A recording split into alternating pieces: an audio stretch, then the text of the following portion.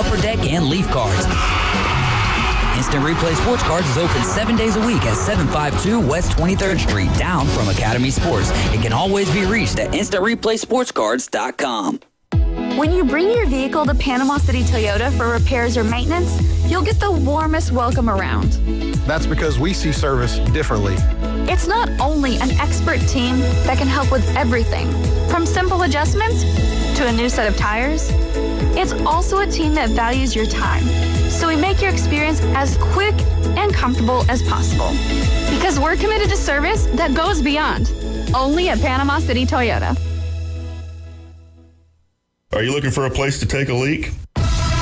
Do you have a truck, tractor, or other hydraulic equipment leaking or not performing as it should? At Reliable Hydraulic Solutions, we can get you back to work. Do you have a busted or leaking hose? We can typically replace them while you wait. Hydraulic cylinder or pump needing repair? In many cases, we can have it back to you the next day. Reliable Hydraulic Solutions, 6840 Highway 77 in Southport, just south of Tractor Supply. The best place in town to take a leak. WPLQ Port St. Joe, WGSX Lumen, powered by Panama City Toyota. ESPN Northwest Florida. You found us inside the CBC Construction Studios. Dashed away and intercepted. Ball game. The fairy tale continues. The Afternoon Underdogs are on the air. And the breakthrough for the U.S. 4.3 ESPN Northwest Florida. Keep making noise! Keep making noise! Yeah! All City, you're back in the doghouse. It has been a weekend, but we're back talking sports here on 104.3 ESPN Northwest Florida. I'm David Hayes along with Coach Brian Haddad and James Fife with us, getting ready for vacation. Just got you one more time till about the 10th of July. That's or right. so. Yeah, around there. So how you doing, James? You have a good weekend, my friend? Had a good weekend. Got some stuff done around the farm, so good things happening. I had a great weekend myself. I would say, in the world of sports, with the Braves losing 2 to the Marlins, the Pacers falling in Game 7 to the Thunder, wasn't the best weekend in the world for sports, but that's why we play the game. So, hey, better luck next year to the Pacers. We'll see how the latest injury to the Pacers will affect 2026. Coach Brian Haddad, back from New York, just got in earlier today, right? It feels like a few minutes ago, but yeah, no, I got in, I think it was the last flight into ECP last night, so about midnight, and that was a great time. Certainly a lot to talk about, but, I guess as everyone knows, you had the big Kevin Durant news. That was live at Fanatics Fest, so yeah, it was a heck of a weekend. So yeah, it was a good time, but had a few issues getting out there. Yeah. But fortunately, I made it back. Yeah, absolutely. What was that like, though, kind of being in a live Twitter?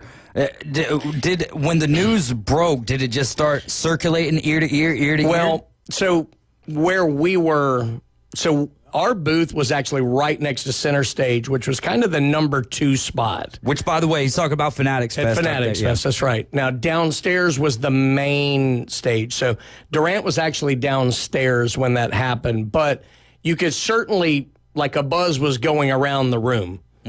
Because everybody was getting their little, Twitter updates or whatever. And so there was a buzz. But I was not, in the auditorium with a panel going on where that happened. But, it was certainly one of the big talking points. But, what was just so cool in general was, a lot of the athletes would just walk through, the vendor area and all like that. Of course, mobbed by security and thousands of fans. But also Kevin Hart was shooting multiple episodes of his podcast, which I'm not even sure I can say the name of it on the air. He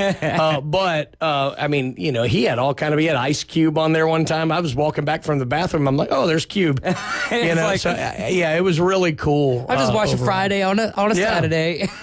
But actually one of the more enjoyable ones was hearing Juju Watkins talk. Actually, really humble girl. I mean, she's young, but, she has to know how good she is, but just really humble. She was great. It was cool. LeBron was right next to us doing an interview there. It was great. So it was a good time, and certainly, I mean, everybody who was anybody really was there. It was something else. They went all out for it this year. So an improvement from 2024. And last year was good. Yeah. But this year, they ironed out some of the kinks with, the flow of the event. And, last year they put the autograph thing in a bad spot, so it kind of blocked up and caused problems. This year they cured all of that. They integrated a lot of different sports. Last year seemed very WWE dominated. This year, I mean, they're great because they know how to, the crowd. They know how to do events like that. But I mean, having LeBron there, having Brady there, having KD there, having Ice Cube and Travis Scott and guys like Manning that jumping on Tom Brady's back. Yeah, and Brady was doing a lot of stuff. Wembanyama was there. I mean, it was really cool. Logan Paul was doing his stuff. People were going nuts when he was around, and obviously all the WWE people. But, like I was saying, Juju Watkins, Carly Lloyd was great. The women's soccer, darn near the GOAT there. It was just really cool. There was a lot of fun stuff going on with it, and they put on a heck of a show. Well, glad you had a great time. Glad that you are back, and we'll hear more about that at the 520 segment with the PCB Hobby Takeover. Got a great show lined up for you this afternoon. RJ Starcevic is going to join us on the Red 7 Tees phone line. Coming up here at 420, we're going to recap that race at Pocono and find out how Michael Jordan's 23XI team did. And, of course, we're going to get Coach Brian Haddad's Joey Logano update. Then at hour number 2, to kick that off, Steve Barnes will join us, senior writer for the RebelWalk.com. Always excited to talk with Steve. And then I'm sure we'll talk a little bit about that College World Series. Then I have, and Steve, if you're listening, you need to be paying attention to this. In fact, I might shoot you some information over because it will be hard to do this live on the air, and I've been thinking about this for the last 30 minutes. But I've got 10 unbreakable records from the college football world. Okay. And I want him to rank the records. Steve, you've got Oklahoma's 47-game winning streak. You've got Barry Sanders' record of 2,628 rushing yards. Top 5 finishes for FSU, where they finished in the top 5 of every final AP poll from 87 to 2000. The rushing yards per game record by Oklahoma, averaging 472.4 rushing yards per game. What offense was that they were running? Oh, have to be the Wishbone. Oh, Wishbone, yes, sir. Interceptions thrown in a single game. Florida quarterback John Reeves holds that with a record of 9 interceptions. You've got sacks on a season.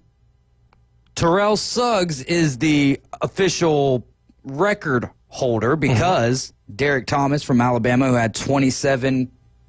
I think it was right, 27 or 27. It was 27. It was it could have been 27 and a half. The article I was reading on ESPN was 27. But what time frame was that? Because that was before he went to the Chiefs, Derek would have been, that probably would have been the 88 season. But the thing about that was, and I can't remember how long, but at that point, that season, you think about all the great players who have gone through the Alabama program. That season was the career high in sacks for any Alabama defensive player, and I think it continued to be for years afterward, maybe up to Jonathan Allen or somebody like that. But obviously he held a career with 50 some odd, but that one season would have been Alabama's career sacks leader at that point, and then for many years thereafter. That's how good a season that was.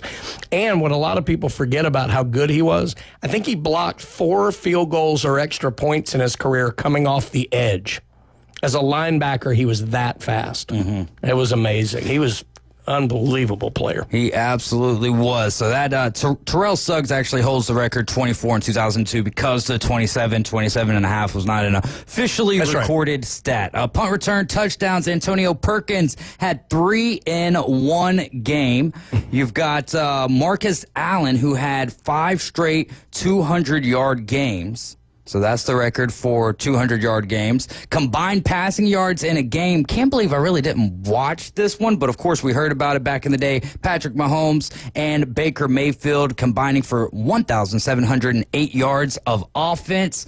And beating the teams that you're supposed to is the final one. That is Alabama winning 100 consecutive games against unranked opponents. The next closest winning streak against unranked teams in the AP poll era is 73 by Florida from 1990 to 2000. 850-215-6290. Hit us up on the Red 7T's phone line. As always, you can call or text us right there, 850-215-6290. We're live and loud from the CBC Construction Studios. Visit their website at cbcconstruction.com or call them at 850-747-3815. And best and worst of the weekend, we're always doing that. That'll be at either 440 or 540. You can text in your best and worst of the sports weekend to that Red 7T's phone line, 850-215-6290. Oh, the Braves. We've got coverage for them tonight. They're going to be taking on the Mets in New York. Coverage starts at 6 o'clock. First pitch tonight at 6:10, I believe. But they had a tough series. Yeah, 6-10 tonight. Tough series against the Marlins. Shouldn't have been tough. They had the great week last week, sweeping the Mets, taking care of business. Then you get to the Marlins for the weekend series. You're starting it off, finding out Chris Sale's going to be headed to the 15-day IL after an incredible start for fracturing his rib cage. Then you go into 20-year-old Didier Fuentes making his Major League Baseball debut. Pitches maybe a little bit of a head-scratcher, but, he got through some innings, gave up a good amount of hits, but really didn't get that badly damaged for 20 years old. He's still got a lot of area to grow, and it is just a tough... maybe not tough. It was just a little bit inconsistent, but what else do you expect at 20 years old? So then you go into Saturday's game and you're like, all right, maybe they just need a little bit of a reset, shut them out 7-0. Then you get into Sunday and you fall 5-3. So not the way that you wanted that series to go by any stretch of the imagination as you get ready for a 4-game set against the second-place team in the National League East, New York Mets. Yeah, it's like I came home a day early. Yeah, because I passed Citi Field kind of on the way. Well, we'll get into my travel woes later, but my way from JFK to LaGuardia to, one flew me in, one flew my bag in. So we'll get to that one later. But, it's usually too early for the Mets collapse. That usually takes place later in the summer. But Braves got to figure something out here because just kind of plotting. We keep thinking, okay, they'll have a nice little run. All right, we've got it turned around here. We're going to make this nice run. It was just a weird start to the season. And then, keep kind of tripping over something. We'll have an injury here or, bad run against the Rockies in a game or, whatever. Weird things like that guy throws 15 Ks and gets a loss, whatever. Stuff like that or doesn't get the win. So, yeah, it's just one of those weird years for the Braves. It's just kind of like Murphy's Law. If it can go wrong, it is. Go wrong. Yes, we have been experiencing that. The Braves do have the fourth-ranked team ERA in the National League at 3.68. The Mets, they've got a team on-base percentage of 326. That's good for seventh-best percentage there in Major League Baseball. Streaky this year. Yeah. Like they'll go on 9-10 game where they'll be 9-1, and then they'll be a little rough for about 6, and that is just weird. Yeah, streaky. Well, to start the season out, they were real streaky in a good way, and then the starting pitching was like, how are these numbers this good with the pitchers that you're trotting out there? But it has become a little bit more streaky. And they've been hitting some home runs between the Phillies and the Mets. They were just over the wall. Ronald Acuna Jr., 17 for 33 with 3 doubles, 3 home runs over the last 10 games. He's also fourth in All-Star voting, which is pretty impressive for his coming back in the midst of the All-Star voting. So that's a bright spot here with the Atlanta Braves. Spencer Schwellenbach is going to be on the mound tonight. He's 5-4, ERA sitting at 3.26.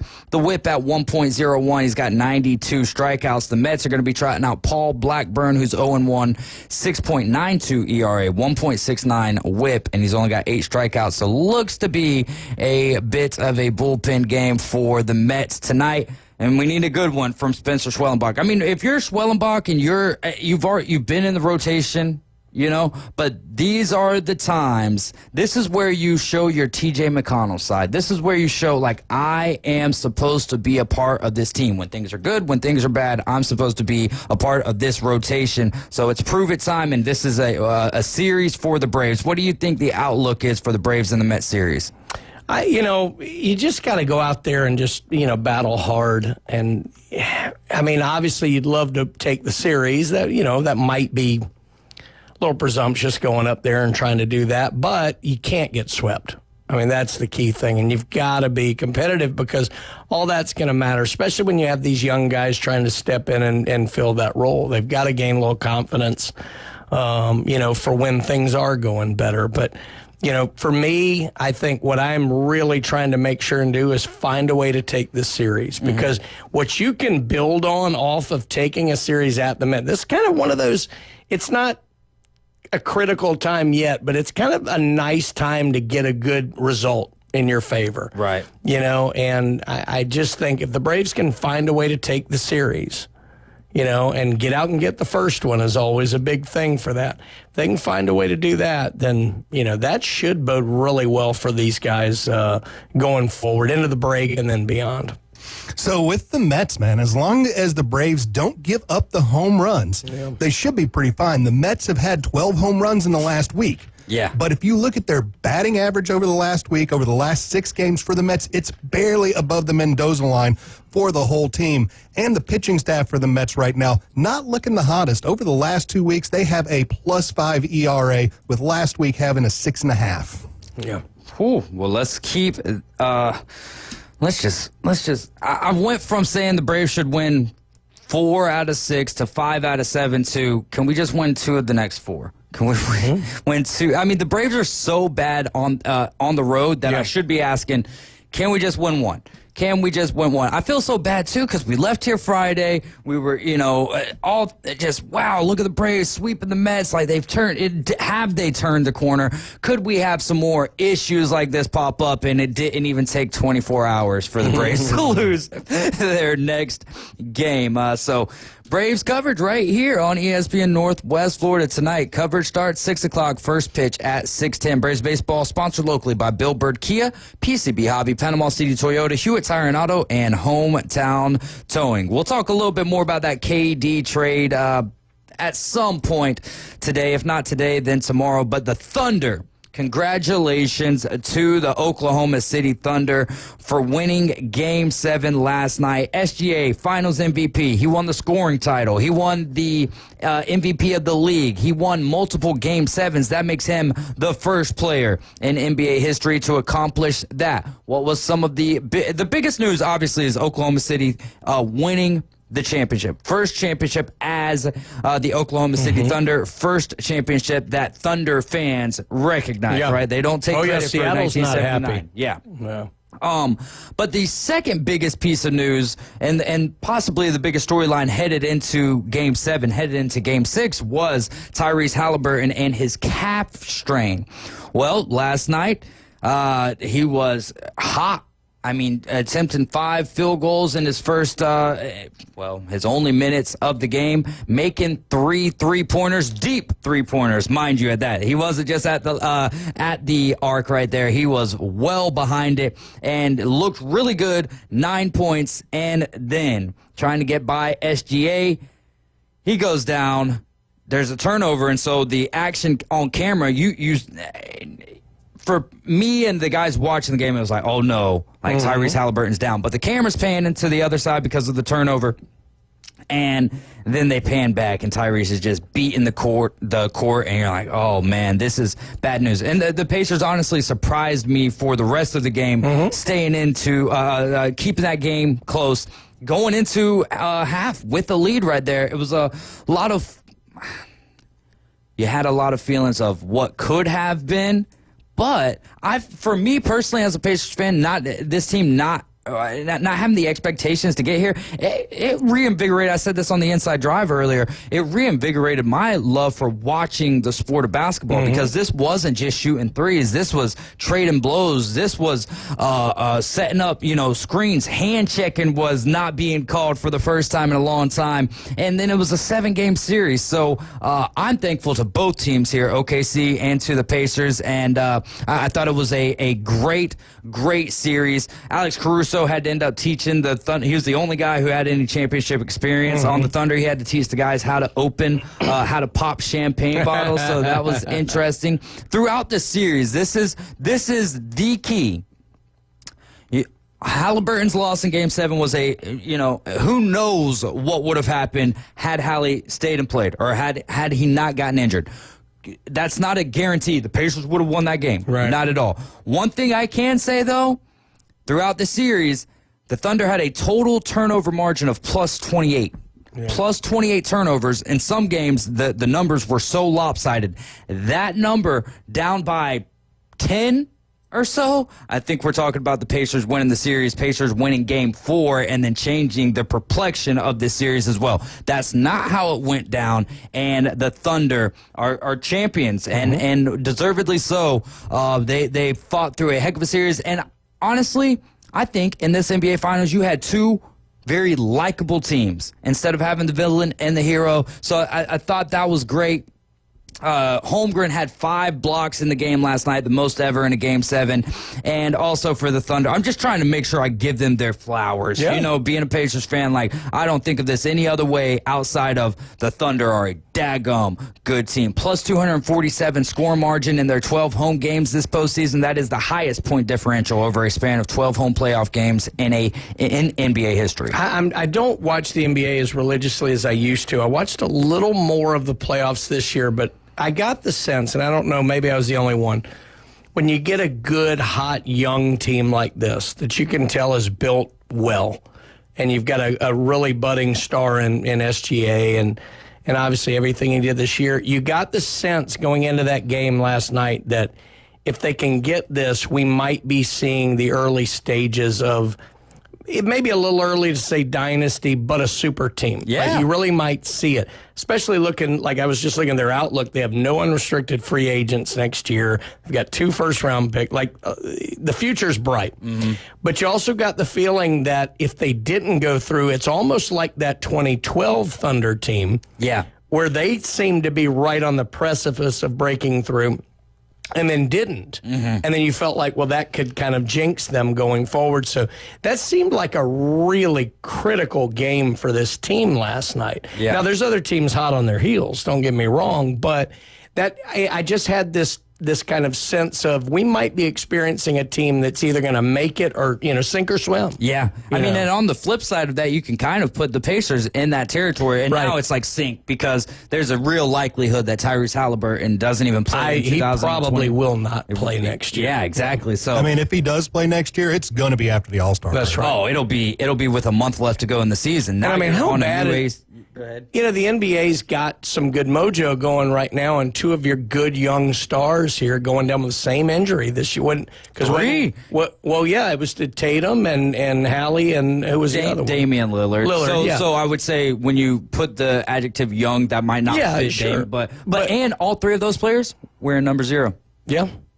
Don't wear 0, kids. Don't wear 0. There's a moral to this story. It's not about being on the court. It's just don't wear 0, dadgummit. Give them back the 0 then. Yeah, they do. Benedict Mathurin wears 0 for the Pacers. Benedict Mathurin wears 0, and then Tyrese Halliburton wears 0. All right then. Caveman Rick chiming in says Hallie hurting. Yes, man, I felt so bad for him. Not because all the Pacers are going to lose, just Game 7. And you're sitting there beating on the floor. But that is one of those things that if you're playing injured, you are opening yourself up to the possibility and of I was going to it's probably completely unfair to even ask this, but that's never stopped me before. You never know because the Achilles could have gone no matter what. But anytime a guy plays with any kind of... Look, there was no doubt Hallie was going to play last night. It's Game 7. You play.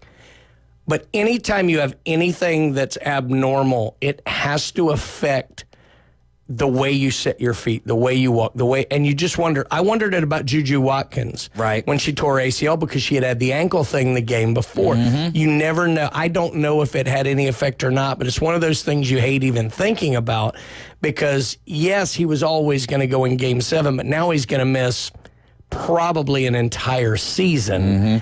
That's just such a hard pill to swallow. And if he doesn't get back for the next, or if he does get back for the next season, that's with maybe a month left to go in the season. Right. That's coming back off an ACL. You've got to hope that the Pacers make the playoffs to even give you an opportunity to make the run. And then you've got to try to get to mid-season form when other guys are already in postseason form. That's a and look, big bite to chew. Just the camaraderie and just the rhythm that you built as a team will suffer. I mean, it has to. So, James, did you have something to add to that? No, just my thought is, we knew he had the ankle problem, and you still had him in Game 5 and 6. Now, yes, very important games still, but those things compound on him, and sometimes you just got to tell the dude, as the coach, as the trainer, as the general manager, we need you later. And that is a hard thing to say in the playoffs. Believe me, that is a hard thing to say in the playoffs, and it's really hard to say it to those guys that have that drive to be there no matter what. I guarantee you Halliburton wouldn't have cared if his Achilles popped because he's going to be out there no matter what. So it's a hard conversation to have, but sometimes you got to have it. Tyrese wouldn't have had it any other way. I mean, Tyrese is not going to be mad, I don't think, at him playing and popping his Achilles tendon. It's just the what-if factor of had he not. Yeah, it's that whole 2020 looking in the past. Right, exactly. So, oh, man, I don't know. It would be like telling a mountain climber that's 1,000 feet from the peak, like, hey, it's a little too cold up here for you now. You know what I mean? You just need to chill out and not go. There's just no way. Now, if the coach says it, like, hey, if Rick Carlisle would have said, Tyrese, we're not going to go that direction. But I think it would have had to been like maybe Dagnall makes a decision like that. I don't think an older school, a coach with old school NBA thought or old school thought is going to be like, yeah, we're just going to rest you here in the biggest game. And I agree with you. I agree with you. But, yeah, it's tough to keep those guys off the floor. Coming up next, we're going to go around the track with RJ Starcevic. He is the creator of the Instagram page Motor Stardom. They had a race at Pocono. We're going to get his best and worst of that race when we get back.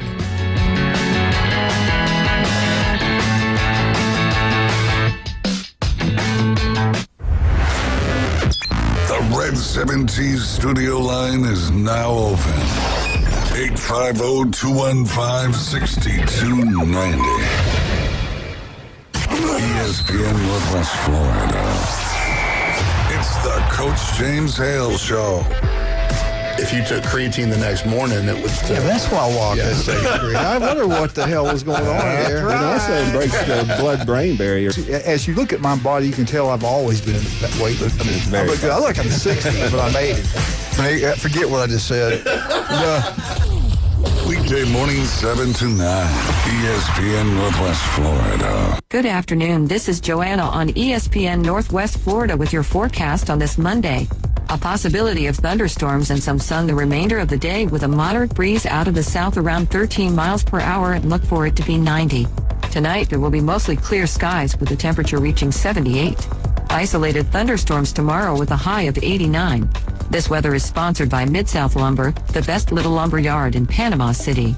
Thank you for listening to ESPN Northwest Florida. Rely on it. Ellis Agency Insurance has been serving Panama City and Bay County for years. They offer a full line of affordable insurance coverage of all types. Many people are attracted to Ellis Agency Insurance because of their friendly, knowledgeable staff. Call independent agent Johnny Ellis for a true comparison of your personal or business insurance. Ellis Agency Insurance at the Old Cullen Insurance location, 1134 Harrison Avenue, across from Dandy Donuts and Deli. Call 763-1627.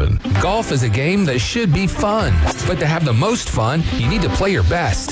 That's where the experts at Golf Plus come in. Their friendly staff will guide you through the buying process, answer all your questions, and can help with any repairs you need along the way. Golf Plus is your custom fitting, club repair, and golf retail shop. Golf Plus staff is non-commissioned and will work with you to find the best product for your game, just like they've been doing since 1988. Golf Plus in Panama City Beach. Fitting, repair, retail. That's Golf Plus.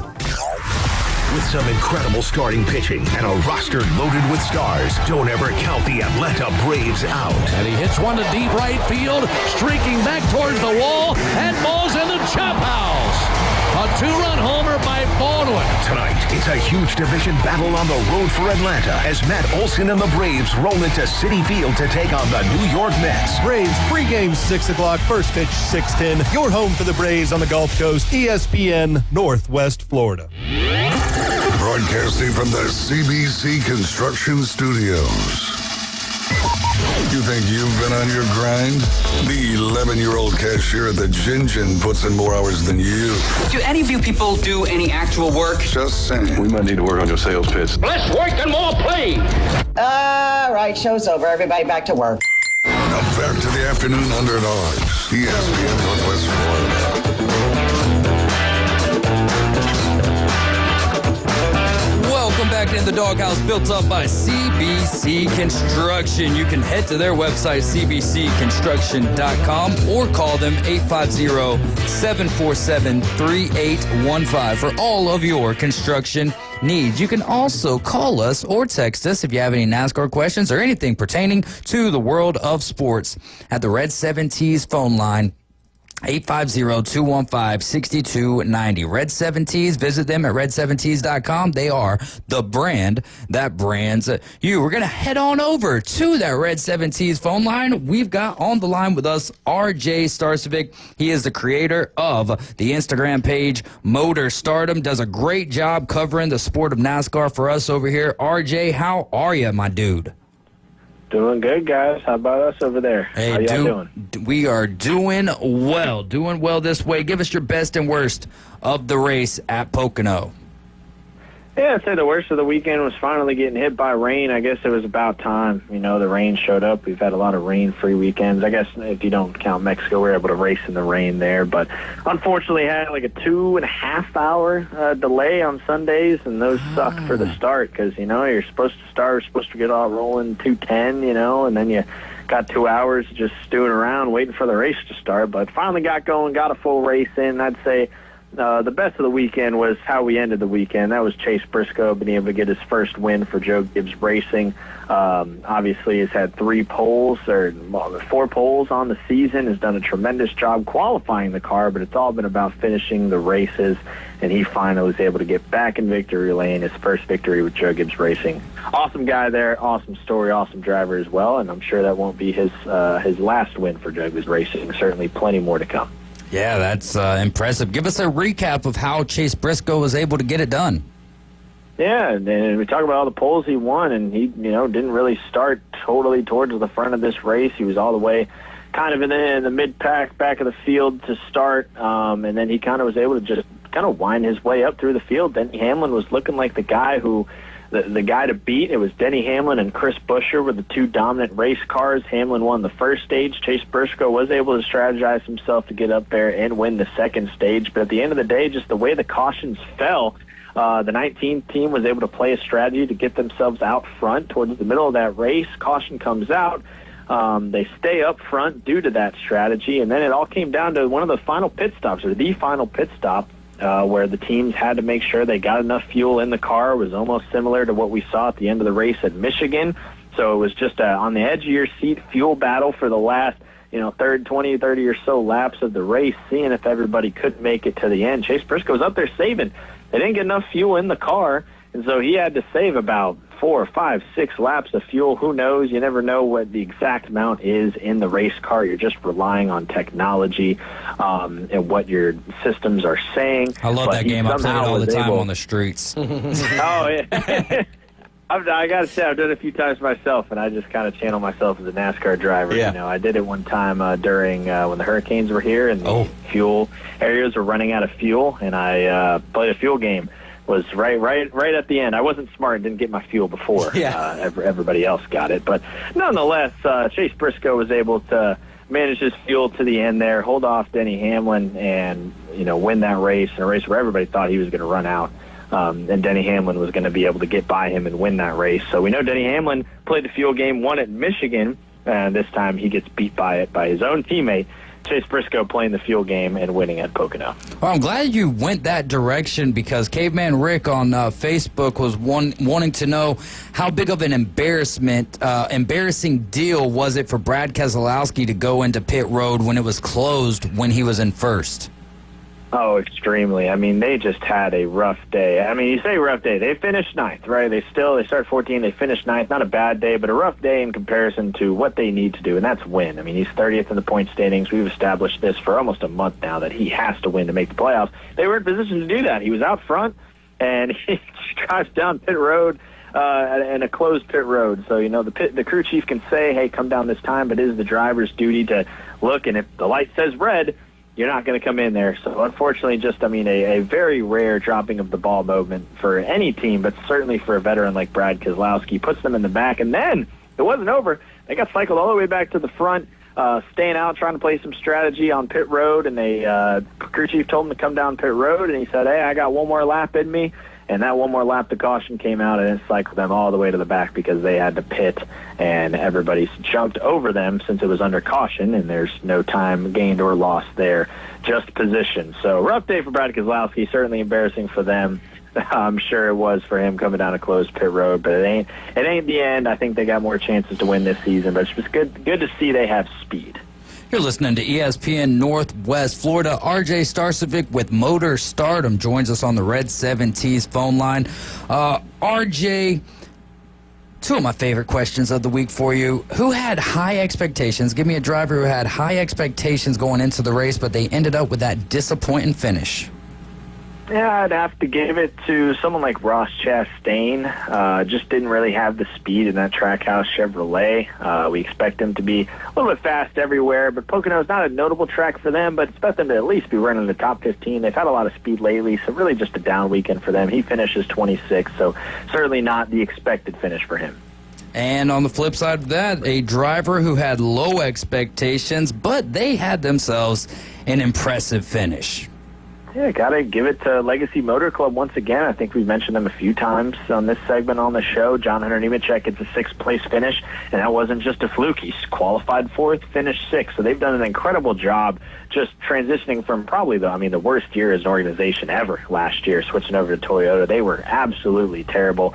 So he finishes sixth. Eric Jones' teammate qualified 11th, finished 13th. So to be able to be consistent, stay in that same position all day long is just exactly where they want to be, to where if they do win a race by the end of the regular season, many of us won't see it as a fluke, and they have a lot of speed and could go deep in the playoffs. Yeah, with John Hunter Nemechek, just talk about the streak that he's been on. 4 top 10s in his last 7 races. Yeah, absolutely incredible streak, and we're talking about a guy who we know is very talented, was very talented in the Truck Series, was very talented when he was over in Xfinity, collected a lot of checkered flags, still waiting on that first checkered flag of the Cup Series, but he's racing for it. It's tough when you're developing yourself as a driver and also driving for a team that's developing itself at the same time. It's so much harder to come along and for people to evaluate you compared to a Ty Gibbs who goes to a fantastic organization already established, and he can kind of just work on himself. They're working on that program as well over there at Legacy Motor Club, but they have just made absolutely tremendous strides. His teammate Eric Jones is 18th in the points, right there on the bubble with a big opportunity to make himself into the playoffs on points still.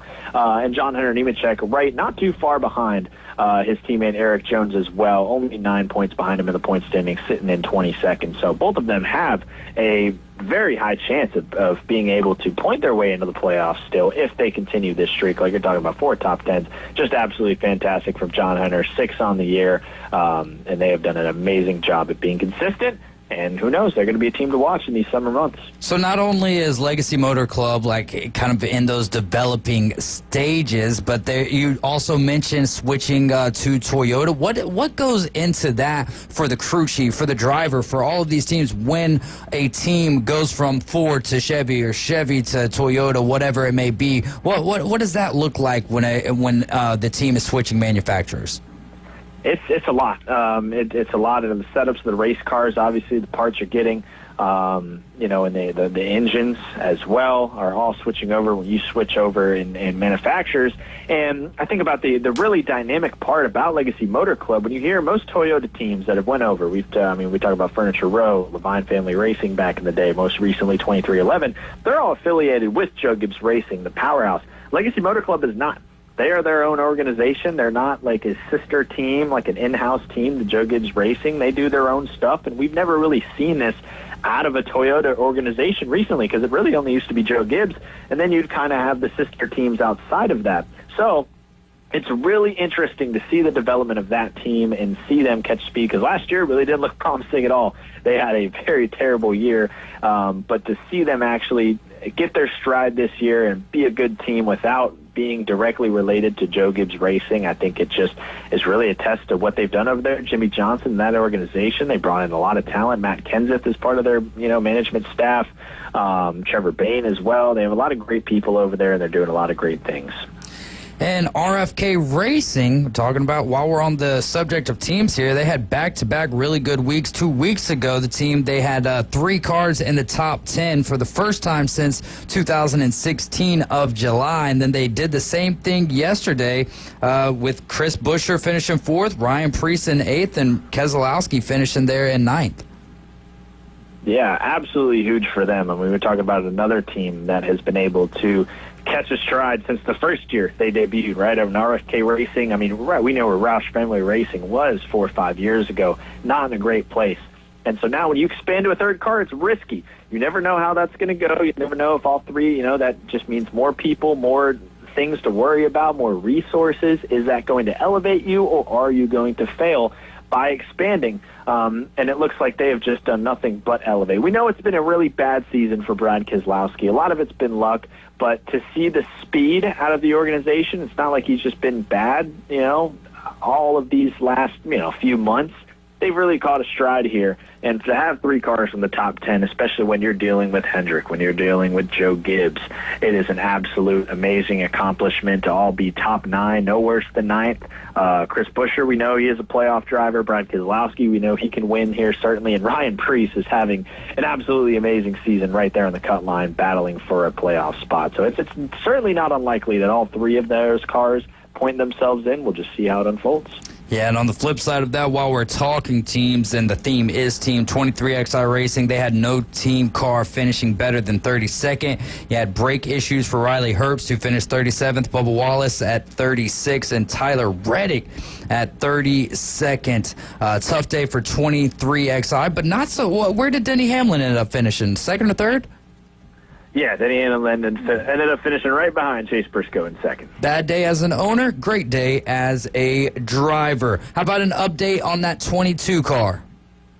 Well, the 22 car was able to wind himself into a 16th place finish. They did not have great pace at all at Pocono. He did start 12th, but just really never found a groove. They were never really up front at all at any point in the race. I think the only time he was on TV was when he was having a crazy battle with Eric Jones, and that was probably for like 15th. So not a stout day for the 22. I mean, same thing as I'm going to say the same thing to the 22 team that I'm going to say the entire 2311 organization is we need to see him pick it up here in the next few months because we know that all 3, the 23 car, the 45 car, and the 22 are all going to be in the playoffs, but you don't want to be a first-round exit, so they got to get it together soon. Do you consider the Pocono track to have 3 or 6 turns to it? It's a dynamic question there, It's weird the way we count turns in NASCAR for sure. I mean, people even as recent as 3-4 weeks ago were making the argument that Nashville had like 5 turns, I think, with the way the front straightaway is designed, how you kind of go straight and then you just hit a random turn and then come back. I mean, we can talk about tri-ovals, that we have in the sport, but, I I would like to say that maybe turn one could be considered multiple turns, maybe. You get into the tunnel turn, it's kind of one turn. Maybe the turn three. I'd say it could swing either or. Honestly, I think if it was 5 turns, like if it was declared that when they invented the track, nobody would really be fighting it now. Like it'd still be a thing. And just like when they made it 3 turns when they invented it, it's still a thing. I think it was just, it lied on whatever they decided when they built the track. And now we're where we're at. I don't think it'll ever change. But, if they said it was 5 turns, however many years ago they built the track, that's probably what it'd still be today. That's my take on it. I have no idea. It could go either way. I love it. We're talking with RJ Starcevic. He's the creator of the Motor Stardom page. You can find that on Instagram. Couple more questions for you real quick. How about a recap of the Xfinity Series race there in Pocono? Yeah, Xfinity Series race in Pocono, pretty, I'd say uneventful one. We were able to get Connor Zilich in victory lane, which was really cool because I don't know if you guys heard, but Dale Jr. was debuting himself on the crew chief box. So I think this came out after we were on the show last week. It was around Tuesday, I believe, or maybe late Monday, but they posted the crew rosters, and we saw Ralph Dale Earnhardt on the crew chief list for the number 88. And we're like, what's going on here? So Marty Lindley was suspended. He was serving a 1-race suspension for a penalty previously on the 88 car, and I guess Dale Jr. just said that good old Thanos meme, fine, I'll do it myself. So he put himself on top of the box, and it didn't come easy. I mean, it was certainly a race with Connor Zilich. He didn't start up front. He started in the 9th position. They kind of missed it a little bit in qualifying. Stage 1, were able to get a 3rd place. They were able to win Stage 2, and then at the end of the race, they just didn't really look back. It looked like it was going to be Chase Elliott's race. He was driving that Hendrick 17, and boy, the Chase Elliott fans have missed seeing Chase Elliott in victory lane. They were hoping they were at least going to get an Xfinity victory, but unfortunately on that late restart, Justin Allgaier slid it all the way up the racetrack, almost wrecked him in the 17, but who was it to come through there? It was Connor Zilich, who got by his best friend Jesse Love there in the closing laps to win the race. So Connor Zilich wins on his first oval. It's funny we say oval, technically a triangle, but gets that first non-road course win in NASCAR. And Dale Jr. gets his first win as the crew chief, one of the only people to have won as a crew chief, driver, and owner in NASCAR. I believe it's a list of like 9 or 10. Not too many people, but he has etched his name in NASCAR history. I love historical stats like that. RJ, just wrapping up Pocono there. Now we're headed back to Atlanta. Give us your top 3 drivers for Atlanta in the Xfinity and in the Cup Series. Yeah, always real fun. It's a super speedway, but it's kind of like a hybrid, Still takes a lot of handling. We're going to be under the lights this weekend. It's going to be a lot of fun. So hopefully no weather in Xfinity. Austin Hill, he wins like every time we go to Atlanta, so why would I pick anybody else? But I will throw 2 other people in here. Ryan Sieg has always been really good at Atlanta. It's his home track, potentially to get that win and really just solidify himself for the playoffs. And then Brennan Poole, he was really fast last time we were there. Really good on these super speedways. Almost got himself a victory at Atlanta, then got wrecked. So I'm going to put him into my 3. Get to talk to him tomorrow on the Motor Stardom show. That's going to be a lot of fun. And then over in the Cup Series, at Atlanta, I got William Byron, really fast super speedways, run the Daytona 500. He's really good at Atlanta, always finds himself up front there. And then I got 2 kind of wild cards here. I think if any week on a Saturday night, let's give it to Kyle Busch maybe this weekend. He gets it done, gets the victory. He's had a terrible last few weeks. They just keep crashing. Hopefully he keeps it clean, maybe wins at Atlanta. And then Cole Custer, that 41 team has had some good speed the last 2 weeks. Got a top 10 at Mexico. I think we talked about him last week. Qualified top 10 at Pocono. Didn't finish there, but maybe he just miracles his way to getting a victory at Atlanta and etches himself in the playoffs. But should be a fun weekend. I'm looking forward to it. Wait, you're saying the Cup Series race is on Saturday night? It's a Saturday night race under the lights, boys. It's going to be a good time when that track is, the way that track is just so cool. The way they've designed it now. Handling matters so much. There's slipping and sliding everywhere, but it's still got that super speedway aspect, and we're going to be under the lights. We're approaching 4th of July. It's just it's going to be a nice summer night in Atlanta, and I'm looking forward to it. Isn't that odd that it's on Saturday night though? Isn't that a bit of a rarity? Yeah, it is. It is very rare in NASCAR nowadays. We don't see too many Saturday night races besides when we have the Coke 400 in Daytona. We'll be racing on Saturday night. The Bristol night race is on Saturday night. And to my belief, that is really the only races that we, at least traditionally, always will have on Saturday nights. So they just moved this race to Saturday night for the first time. And we had a night race there 2 years ago, and it was a lot of fun. Then they moved it back to the day, so I'm looking forward to seeing these cars in the lights again. It's going to be a thrilling race. I cannot wait. I can't wait either, my friend. RJ, as always, thanks so much for your time. Enjoy the interview tomorrow with Brennan Poole. That'll be on YouTube. Search RJ Starcevic or Motor Stardom. Yeah, and for Coach, I don't know if, historian here, we might be talking to Jeremy Mayfield tomorrow. Oh. Crazy development here. I did some Facebook scrambling. We may have a few guests on tomorrow. That's one of the craziest stories, and it just keeps going. It does, and we're going to continue it tomorrow, baby. I'll be tuning in. I got to go learn the backstory and then go listen to this. It's a rabbit hole. I'll go on and tell you. I like them rabbit holes. Hey, RJ, thanks so much, bud. Take care, and we'll chat with you next Monday now. Yes, sir. Have a good one, guys. All right, man.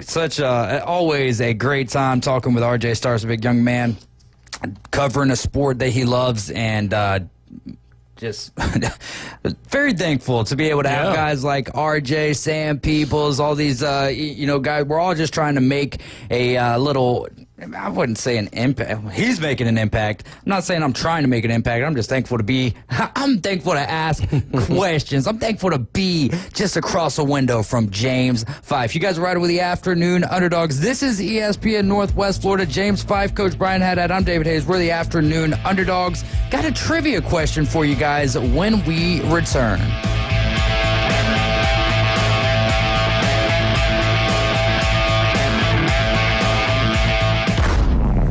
Get in the game. Call or text us now on the Red 7T studio line.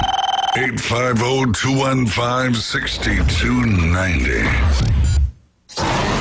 ESPN Northwest Florida. The Atlanta Braves play here. Head first slide to RBI triple. The Atlanta Braves are ready to do some damage. The Braves have won 7 of their last 10, and tonight, Atlanta returns to Citi Field to crush the New York Mets. Coverage coming up at 6. First pitch at 6:10 on your home for the Atlanta Braves on the Gulf Coast. ESPN Northwest Florida. Good afternoon. This is Joanna on ESPN Northwest Florida with your forecast on this Monday. A possibility of thunderstorms and some sun the remainder of the day with a moderate breeze out of the south around 13 miles per hour and look for it to be 90. Tonight, there will be mostly clear skies with the temperature reaching 78. Isolated thunderstorms tomorrow with a high of 89. This weather is sponsored by Mid-South Lumber, the best little lumber yard in Panama City. Thank you for listening to ESPN Northwest Florida. Rely on it. No one wants to deal with a plumbing, electrical, or HVAC emergency. It's even worse when you're not sure what it'll cost, when it'll get fixed, or if someone's just selling you something. When you call Hiller, you can trust our experts to actually solve your home's problems quickly. And with true transparency pricing, you know the price you're told is the price you'll actually pay. Book online now at happyhiller.com. Happy you'll be, or the service is free. Call the Happy Face Truck today. Get ready to discover new adventures this summer and hit the road in a new 2025 Kia Telluride from Bill Bird Kia. Whether you're traveling on the highways or off-road, you'll do it with grace and grit. Now offering 3.9% APR for up to 48 months on the purchase of a new 2025 Kia Telluride. During the Kia Summer Sticker Sales Event, experience what everyone's talking about. Stop by for a test drive today and discover the perfect fit, featuring spacious 8-passenger seating, premium interior, and advanced safety and technology features. Bill Bird Kia, the home of that 20-year, 200,000-mile warranty. Stop by and see us at 2435 East 15th Street or anytime at BillBirdKiaPanamaCity.com. The road is yours this summer in a new Kia from Bill Bird Kia. Offer from Kia Finance America for the purchase of a new 2025 Kia Telluride with $2,253 per $1,000 financed at 48 months. Quality limit cannot be combined with other finance offers. The 20-year, 200,000-mile warranty is a Bill Bird Kia warranty. See dealer for complete details. Offer for well-qualified buyers must take delivery from dealer stock through 7/7/25. You've found us inside the CBC Construction Studios. ESPN Northwest Florida. The Afternoon Underdogs. Call in with your questions, hot takes, and rants at 850-215-6290. Now, I'm sure that most of you have used a dial telephone before. The Sports Talk Monster. ESPN Northwest Florida. We're back for just a few short moments before we dive into hour number 2 with the senior writer for the RebelWalk.com, Steve Barnes. We've got James Fife, Coach Brian Haddad. I'm David Hayes. We are the Afternoon Underdogs. This is 104.3 ESPN Northwest Florida. Studio sponsored by CBC Construction. You can visit their website, cbcconstruction.com, or holler at them at 850-747-3815. You can call or text us on the Red 7T phone line. That is 850-215-6290. Reach out to Red 7Ts at red7ts.com. And our trivia question today, provided by Hiller Plumbing. Our confident service technicians will provide you with the solutions for any home plumbing, heating, or cooling problem.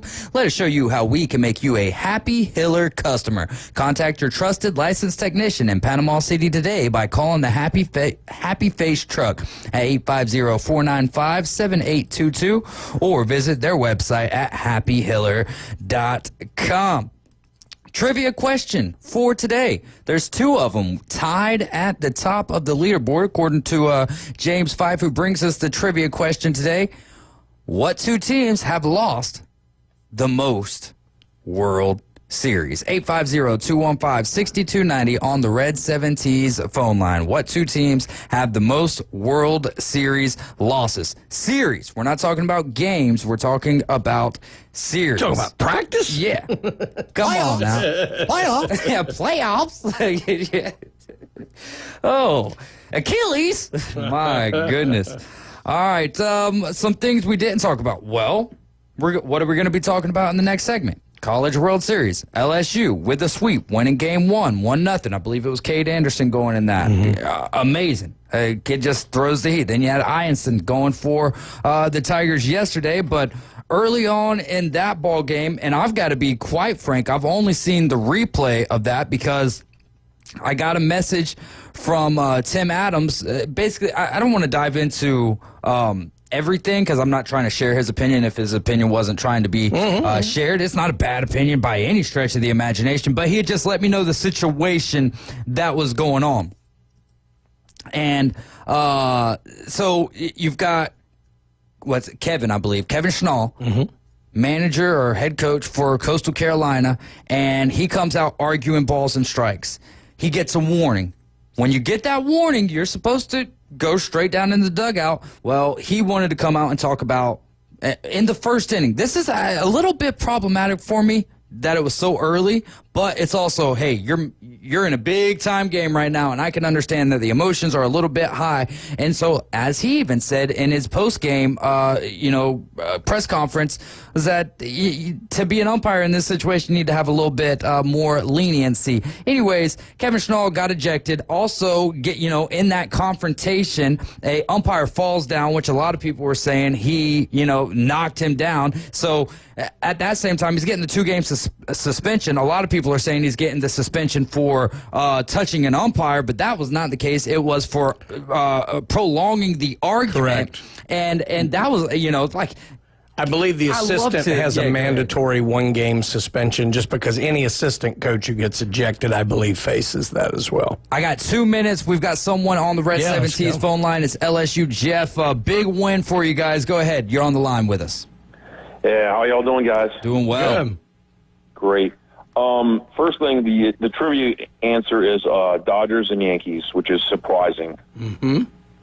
And I would have thought it would be, if I didn't know the answer to that, I would have guessed the Giants because I thought the Giants had lost quite a few. But anyway, I want to talk about that LSU and Coastal Carolina thing because it bothers me. It aggravates me because I didn't like the way that the Coastal kids came out on the Friday. They gave LSU bulletin board material by saying they don't admire LSU and they didn't like LSU. Well, I mean, they just scoffed at LSU thinking well, they're not good enough to beat us. Why should we worry about who we're playing? I mean, to say that you're not worried about your opponent, I mean, in any capacity, or to know what your opponent is about, is just ignorant.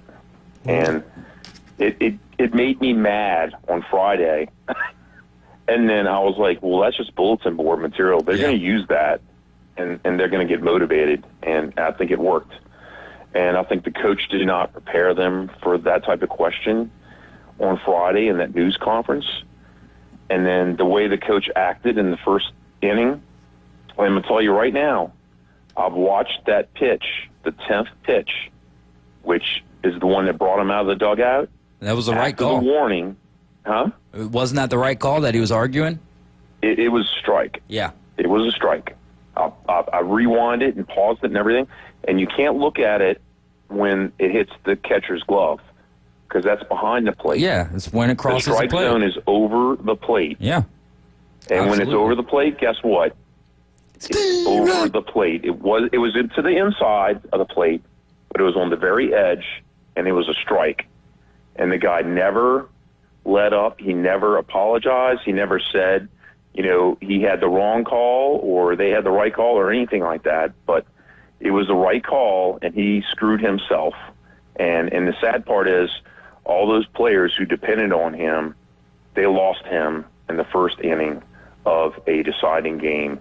And that's just, it's tragic, but it makes me not like that guy even more. Which is wild because he got so much steam whenever he had called out Coach Sullivan for the Gators. But I have differences in opinions in that. I do like most of your takes on that. LSU Jeff, congratulations on the World Series. You did get you got the trivia question right? Yeah, you did. Because I was more focused on this. So you won that there, and we've got to get to a break. Stay on the line real quick. James will tell you what you won, and we'll see you soon, bud. All right, thanks a lot, guys. All right, coming up next, senior writer for the RebelWalk.com, Steve Barnes will join us as we say happy trails, Coastal Carolina.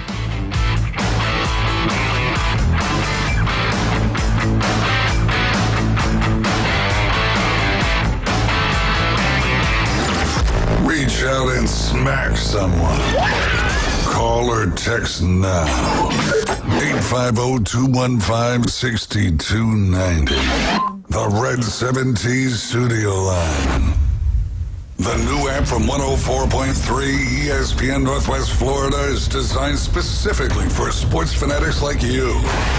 The sports content you demand is always on. Live stream our national and local sports talk anywhere you go. Reach us on all social media. You can also be a part of the show. Call and text into our studios. Plus, up-to-the-minute weather and traffic maps. The new app from 104.3 ESPN Northwest Florida is available at the Apple Store and Google Play. This is Joanna with ESPN Northwest Florida with your Monday's weather. Tonight there will be a calm wind, clear skies, and 78. Sunshine tomorrow morning, about the same at 90. In the afternoon and evening, mostly sunny and a gentle breeze right around 8 miles per hour with a high of 90. About the same at 92 Wednesday, and we'll have a mixture of mostly sunshine and a chance of thunderstorms. This forecast is brought to you by Earthworks of Northwest Florida. Thank you for tuning into ESPN Northwest Florida.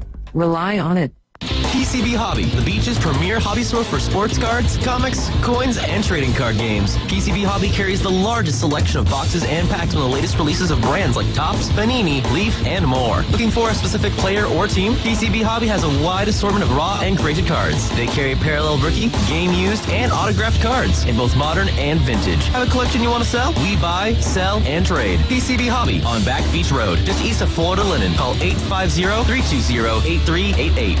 Get ready to connect. ESPN Northwest Florida is thrilled to introduce the newest rock stars to the Panama City Beach Chamber of Commerce. Welcome to the Beach Chamber, AV Pro, Flamingo Hotel and Tower, Minuteman Home Inspections, Plato's Closet, Regional Homes, and Tropical Spas and Pools. We're here to champion your success and connect you with this amazing community. Congratulations from 104.3 ESPN Northwest Florida. And the Panama City Beach Chamber of Commerce, reaching Bay County and beyond. WPLQ Port St. Joe, WGSX Lumen.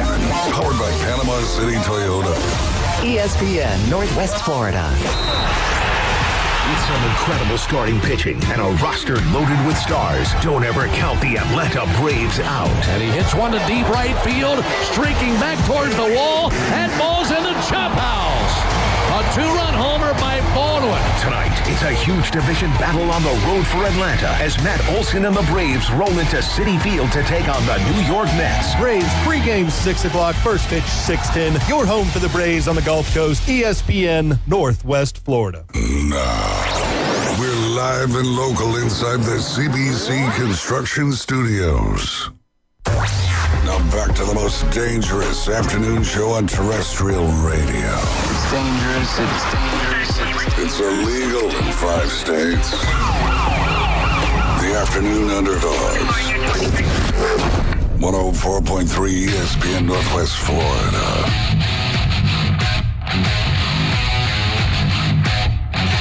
It's hour number 2 of the Afternoon Underdogs. Atlanta Braves coming your way. Coverage starting after us at 6 o'clock. First pitch tonight at 6:10. Braves baseball on ESPN Northwest Florida is sponsored locally by Best Way Portable Buildings, Reliable Hydraulic Solutions, Mid-South Lumber, and Brock Pest Control. I'm David Hayes, along with Coach Brian Haddad and James Fife. You're listening to ESPN Northwest Florida. Coming up now on the Red 17's phone line, live from the CBC Construction Studios, it's Steve Barnes. Steve, how are you doing over there in Pensacola? A little bit of melancholy, but I need to thank you guys, 3 of y'all. Saturday, I lost a good friend of mine, Gil Gatsby. I've known him since I was in the 2nd grade. He was in the 3rd. I used to sit next to his sister in my elementary school class, and one afternoon, she says, "I want you to meet my big brother." And I went out to the playground. There he was, and we ended up playing every day. So I've known him forever, and he had a stroke, and he'd been in the hospital for like almost 4 months, and they finally found the brain tumor, and they caught up with him on Saturday. But I mean, the whole family, just brainiacs. His sister Trinidad, she graduated from Carnegie Mellon up in Pittsburgh, and I couldn't get in that school if my family, donated a library. And Gil was just an entrepreneur. He could anything he touched turned to gold. But he would always say, "You've got the perfect job. I pay to go to ball games. They paid you to go to ball games." And he would always, he'd send me a message, "What'd you write this week? Where can I find it?" Or what radio station are you going to be on?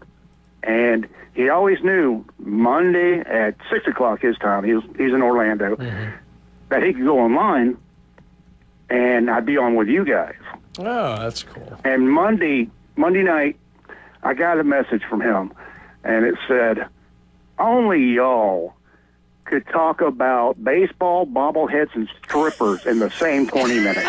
That's the BBS, baby. Baseball, bobbleheads, and strippers.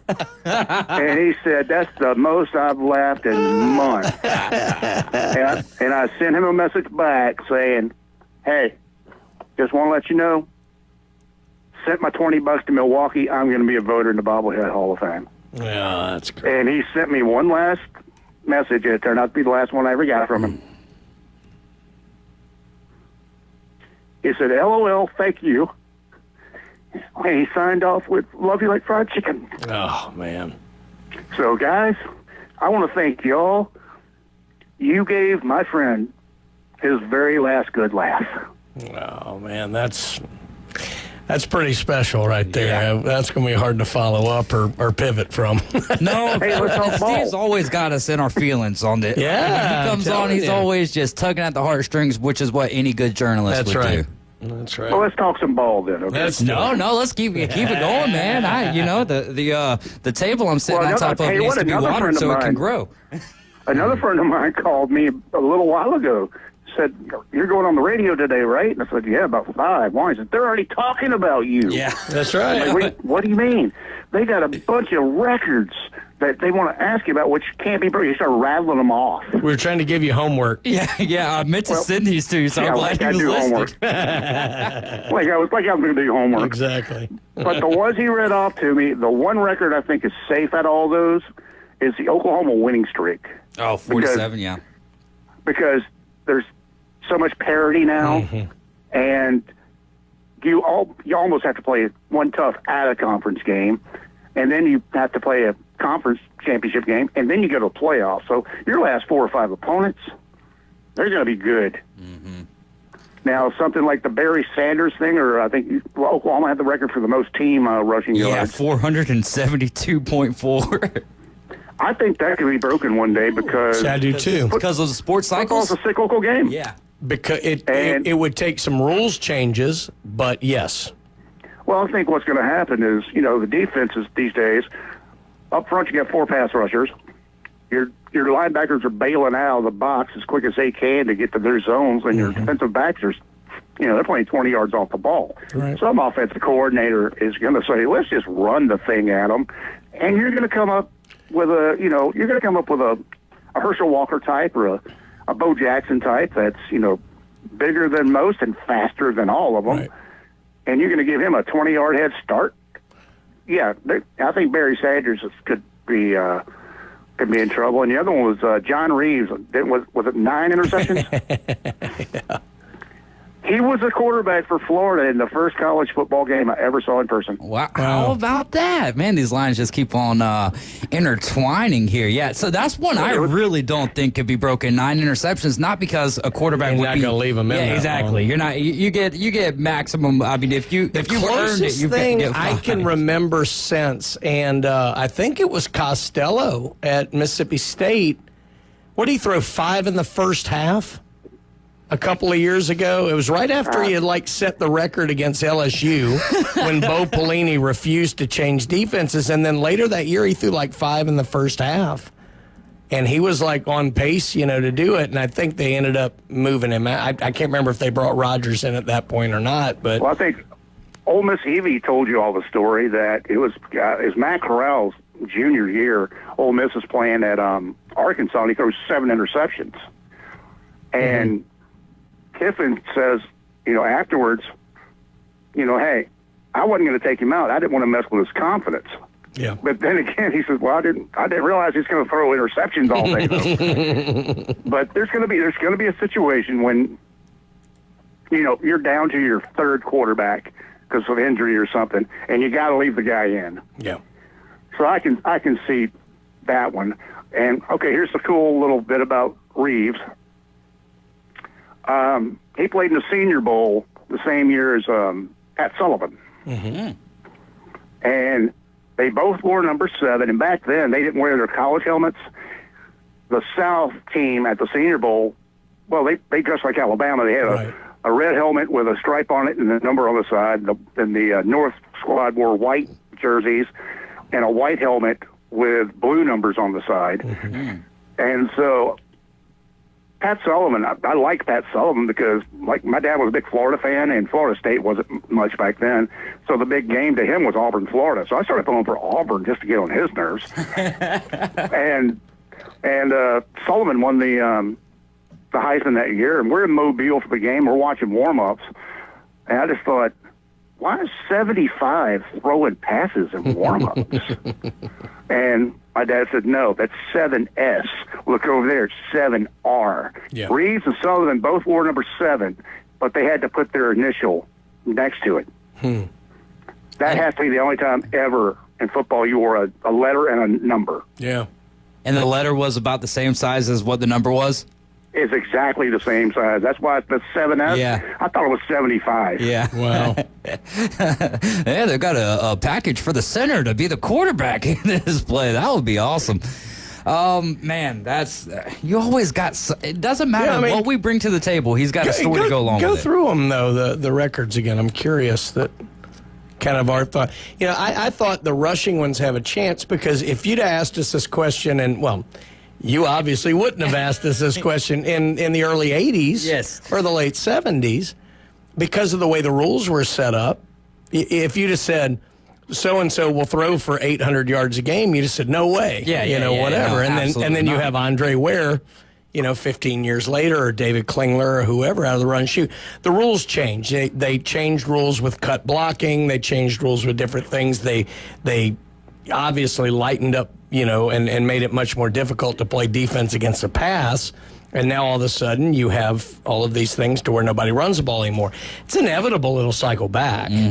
So, yeah, I agree. I think the rushing ones are they have opportunities to be broken, but some of the others, who knows? I think Steve's right about the 47 game. All right, so we kind of knocked that one out. Yeah, 47. so let's go.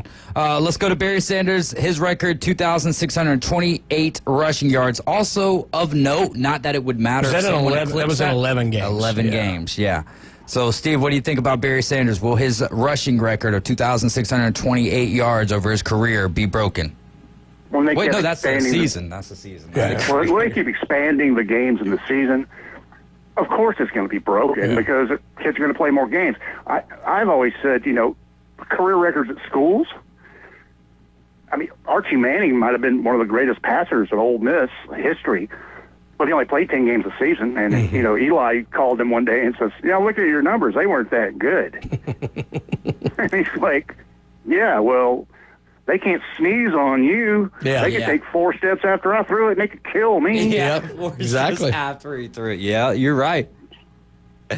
Man, that is another good point. That one could break. Again, I think it'll take a little bit of rule changing and stuff. I mean, it was so close to being broken last year, and we're not even talking about the 12 games in the regular season or your conference championship game, but all of the games are afforded in the college football you're playoff. seeing 5-star talent maybe can go to a team that doesn't play very good teams and can do certain things if they have some NIL money. So that also. That's why I think the Florida State one, I think that could be equaled because I'd say in less than a decade, you're going to have 5 or 6 teams that are getting all the good players. I agree. I think that's in a weird way because it's so phenomenal.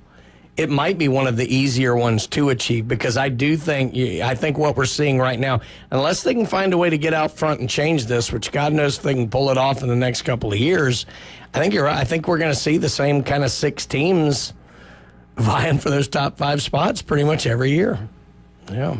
Which the beauty of that is at least we can see the other 7 or I guess next year. Oh, no, we'll next see more in play. Yeah, but there's only going to be that same rotisserie chicken rotation. Well, and especially if they allow this first-round bye for the top 4, it puts them in a tremendously advantageous position. Well, and don't we think, too, that we have no idea how it's going to work out, but now that schools are allowed to pay the players up to $20 million, isn't that only going to make the rich richer? Because if you're all right, St. John's, you're not going to spend any money on football, right? Because you don't got the football program. But if you're Coastal Carolina, okay, you got a real good football program, real good baseball program. You got it. How do you divvy it up? If you're Alabama, how do you divvy it up? You see what I'm saying? So for the teams who care more about football, it seems like they'll just. I don't think the direct payment to athletes will separate any of the top 60 or 70 programs. Okay, so NIL still will. Gotcha. But it will widen the gap from that 60, top half of whatever they call it now, FBS, Division I. It'll widen the gap from that top half from that bottom half because not all the bottom half's going to pay $22 million. Yeah, basically, yeah. We ready to go to best and worst? Yeah. Oh, well, yeah, we'll go to best and worst. Let's go to best and worst. So if we need to kill some more time, then we'll head right back over here to some of these unbreakable records, and I can just make a little mark on the page, and we can get back to these unbreakable records next week. Steve Barnes, what was your best and worst of the weekend? Best? Saturday basically was, actually Sunday, was the end of the academic calendar season. The NCAA sponsored, I believe, 31 national championship tournaments. The SEC won 8 of those. Now, it says 8 out of 31. Okay, so what? They were only eligible to play in 14 or 15 because they don't play field hockey. They don't play men's soccer. They don't fence. They don't have, water polo. Right. The Big Ten had 9, and I think they participated in all 31 sports. So I like the ratio of winning basically half of your national championships you can win. Yeah, let's go. It just means more, brother. That's it. Worst, and I'm not talking about, running the coaches in the first inning. I saw some really bad umpiring. And I was actually on the phone with a guy, and we're watching a game, and said, this guy behind the plate's horrible. have you ever seen anything so bad? Well, Angel Hernandez was not that great. But I said, the one I saw in person, we had a guy in the Southern League when I worked in Mobile. I'm not going to say the guy's name, but he was just, not only was he a bad umpire, he was a jerk. He would start fights with players and managers. He would just antagonize them. And part of my job back then was I went to the clubhouses, home and away, to get the lineups, then stop by the umpire room to get the rotation, who's going to be in what spot. This particular guy would not tip the clubhouse kid $7 a day who's doing his laundry, bringing him a pregame meal, bringing him a postgame meal, shining his shoes. He wouldn't go $7 on that stuff. And a few minutes later, I told my friend the guy's name. They announced the guy behind the plate is that guy. It was like, yeah, that makes sense. Yeah, they didn't want him in pro baseball anymore, make him go back down to college. Yeah. And this is, 20-something years later, and he finally gets up to the big time. But he was bad. The only other one I ever saw in my life, there was a guy named Dave Pallone in the 80s. And he was a major league guy. Yes, I remember that. And he wrote a book. He wrote a book called Behind the Mask, where he said he got fired from Major League Baseball because he was gay. But in the book, he admits to getting in players' way on the field, antagonizing them on the field, stuff like that. No, you got fired for being a bad umpire. Mm-hmm. So that was the two absolute worst I've ever seen in my life.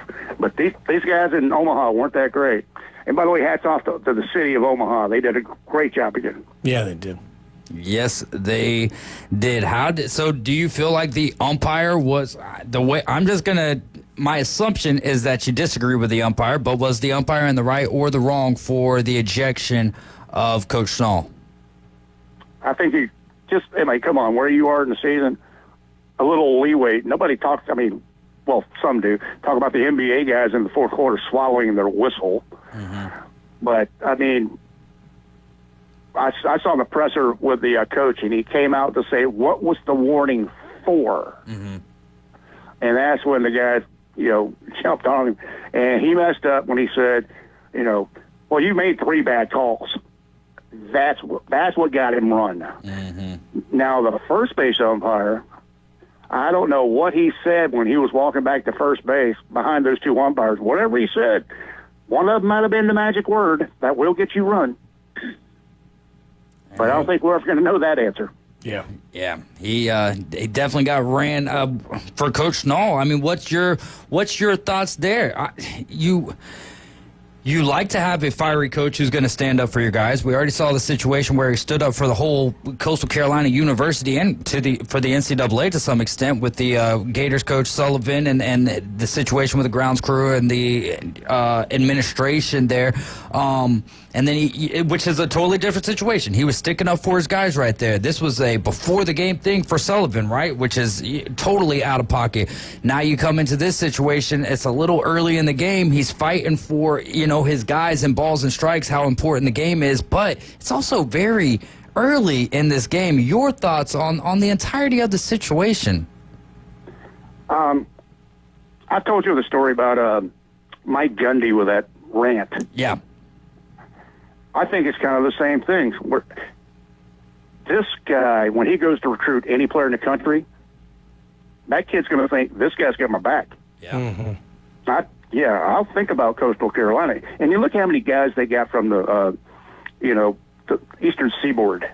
When you go to Allentown, Pennsylvania, you bring a kid down for a herding trip and you send him to Myrtle Beach, you got a pretty good shot at him wanting to move there. Yeah. So I think that's good. And here's the other thing I'll say about the series was I think the 2 best teams made the finals. LSU lost 3 series all year. Now, one of them was the Texas A&M. Mm-hmm. I'm thinking, I don't think they're going to be able to make it. Gee, good pick, Steve. Coastal lost 2 series all season. One of them was last weekend LSU. The other one was in March to Troy. They dropped 2 out of 3. Mm-hmm. If you only lose 2 series out of a season, Yeah, you're gonna be a high seed in the playoffs in the tournament. And I'm afraid baseball is going to be about the only sport left where you're going to be able to do that, because I think the money's going to be too big in football and basketball. To win that amount of series, is that what you're saying? No, I mean to where you can get the guys to play. Oh, gotcha. Yeah. But when you win that, I mean, come on. It's like, I always talk about the 98 Yankees. I don't think they lost a series that year. And if you win every series, guess what? You're probably going to win a championship. Yeah. Yeah, that's the good old mantra of Bobby Cox, right? Just win the series, and you'll take care of business in that direction. Coach Haddad, any more questions? No, I was going to add on a little bit about Schnall. I think he reminds me in a slightly different way, but he reminds me a little bit of Vitello at Tennessee. I think the fire that makes Vitello, so appealing, like what Steve said, this is a guy who's got my back. I think Vitello has a lot of that too. I think naturally that type of attitude and that type of fire is always going to be on a knife's edge of going a little too far. And we've seen Vitello have that a few times. I think it's going to be the same with Schnall in this. I think a lot of what he's done has been beneficial to his team. Occasionally, you're going to go over that edge, and it went a little too far in the championship game. But I don't think he should change for it, because I think that's what makes him him. And the game ended up being a 5-3 final. So, but we always talk about when a manager gets ejected. Like sometimes you'll see the flip, the switch will flip, right? Well, yeah, if this would have happened in the 7th inning or later, I feel like that's a positive for Coastal Carolina. Well, and you also feel like it might have been scripted by the coach. Like, my team needs a jolt. Yeah, right. Exactly. I don't think this was. No, I don't think it's scripted, but I think that it hurt his team, though. As much as, you had their back and everything, and I'm not condemning or anything. Hey, listen. It's sports, and sometimes, that's why I don't have as much of an issue with this situation as the Sullivan issue. I told you in the break, I thought about the 6th inning of Game 1, you could sense that was a game that whoever won that game, won the series. I thought was going to take Game 2. And I think because it was going to be so debilitating, it was such a tight back and forth, 1-0 game that you could tell. And I honestly think the one person who carried the heat of that loss into the game more than the players. You'd think the players were. I think Schnall may have. Yeah. I really do. And maybe that's what happened in the first. Maybe that was still layover from the first game. Do we have any issue? Do we place any blame at all? Now, we know the words from Coach Schnall of don't put that off on me. Don't punish me for another grown man's lack of athleticism. Yeah, which is I share the same sentiment. What about you guys? Do you think that maybe he should have backed off a little bit, or do you have any issue with the umpire falling down? I don't think he bumped him. Right. It just looked like, the guy was, bumbling down there and fell over. Yeah. And the way he popped back up was, it reminded me like a little kid who fell and hopped back up and looks at you like, I didn't fall. No, I didn't do that. Yeah. That's what it sort of reminded me of. And when the guy said he bumped me, I was just thinking, you realize this is on ABC, right? Yeah. There's videotape. Yeah, the ump was embarrassed that he fell on national television, and he used that. Look, when a guy purposely bumps you. Yeah. He knows. Let's face it, as mad as he was, if he'd have bumped him, we would have known it. Oh yeah. And he wouldn't have got to take 4 or 5 steps on a stumble. He'd have been in the air. Yeah. That's a good point. But maybe we'll see that umpire. It was a LeBron-worthy flop. It was indeed. Hey, Steve, you got anything else for us? Well, now that the academic season's over, I guess we're going to wait for SEC Media Days, but the only thing y'all should keep your eye on is the Wisconsin lawsuit against Miami coming up. That's going to set the tone for college football for quite some time. And, I told a kid the other day, and it's like, he said, I really want to be a sports writer and get into all this. I'm like, well, go to law school then. Yeah. Get an MBA because you're going to need to know all this stuff if you're going to cover sports in the future. I am I was going to say I'm very interested to see what the paper trail is here. Well, apparently it was a verbal contract that Wisconsin had with the kid. A 2-year revenue sharing contract, nothing NIL. No, I mean Miami's overtures to the player. I have the sense the way they're being so aggressive, there's some level of a paper trail involved in their reaching out to him and contacting him. Oh, like with the evidence? No, they have two things. Miami's got two things going for him, for them. First, the kid's from Fort Lauderdale. He's not like, I just wanted to go home. Second, Wisconsin didn't put him in the portal, so you can't really say he tampered with a portal player. Right. But the kid, the way he did it, he just withdrew from school in Wisconsin. That's right. He just like, hey, I quit school. And he went south and then enrolled in Miami. So he skipped the portal altogether. He made his own. Think that could help him. Well, ultimately, it's going to come down to basically what kind of ownership does a school have over you? Yeah. Because you got to remember, when this gets into federal court, which it will, and this is going to be a matter of the school does not own you. I mean, that's the whole way this NIL came about. And so the fact that he can, as a private citizen, withdraw from the university, this, that, or the other, that does change the game. And how that impacts but playing a sport is a privilege, it's not. That's going to be the dichotomy that has to be fleshed out by people who make a lot more money than I do. Well, the only thing that's going to trip them up is they aren't really talking about NIL that much. They're saying he had a 2-year revenue sharing agreement, which he couldn't have had legally yet, because House was not yet complete, I believe. Right. And he did not sign a contract, but they're going to say a verbal contract is just as binding. And now you get into Wisconsin state law, and it's going to get that much worse. Now, in Florida, it is binding. Correct. A verbal is binding. Correct. So, but what's going to end up happening, I think, is you're going to see some kind of settlement where Miami has to pay Wisconsin some money. Yeah. Yeah, that's the future. We're living in the future of college football, but all of these little things that are happening are going to really affect the future of college football in the game. That's why I'm glad I'm almost full gray instead of 25 and just starting out. I hear you there. Hey, Steve, as always, thank you so much for your time. We'll catch up with you next Monday. Steve Barnes, senior writer for therebelwalk.com. Steve, I'm looking forward to next Monday when we're just basically going to have to talk about nothing that's happening. Hey, that sounds like fun to me. I'm an expert on nothing. Those are our best segments. I tell you what, they really are, especially when we go from baseball to bobbleheads to strippers. And I'm really excited to see your $20 membership to the Bobblehead Hall of Fame. Hey, I'm waiting at the mailbox every day. I'm just waiting for it, brother. All right, Steve. Take care now, brother. All right, love you guys like fried chicken. See you, Steve. All right, man, I love that, and a great story from him to start the show. Per usual, Steve Barnes, senior writer for therebelwalk.com. We need to get Ole Miss Evie on here. I just love getting the Ole Miss people on when you're in the building with us. I love it. All right, you're right with the Afternoon Underdogs. This is ESPN Northwest Florida. We're going to get into the takeover, the PCB Hobby Takeover, when we get back.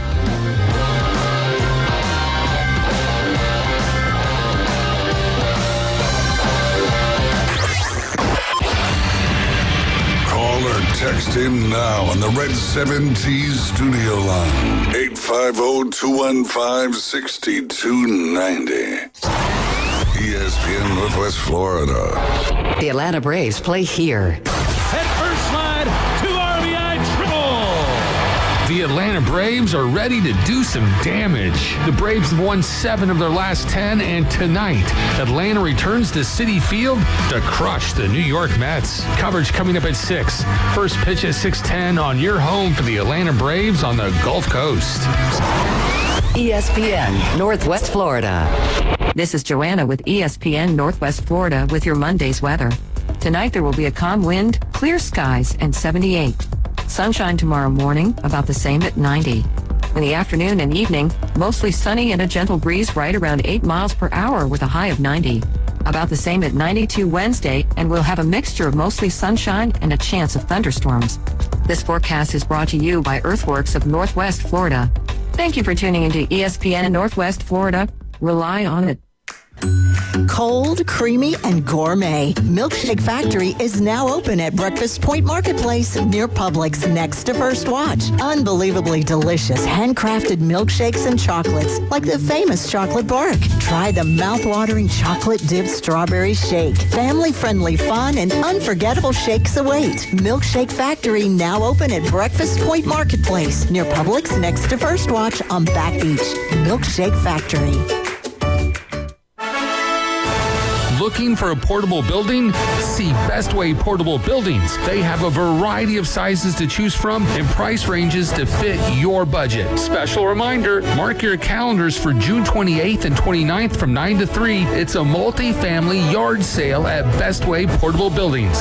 The best in portable, period. Just north of the Old Mall, Highway 231 in Panama City. And online at bestwayportablebuildings.com. A Golden Age builder.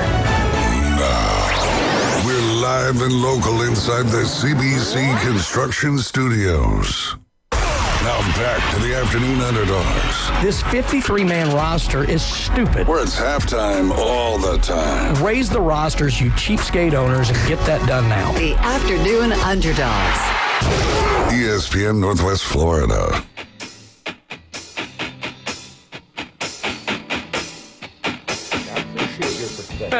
You're riding with the Afternoon Underdogs. You're in the doghouse with the Afternoon Underdogs on ESPN Northwest Florida. Man, I feel like we should just make the Pacers the honorary team underdog.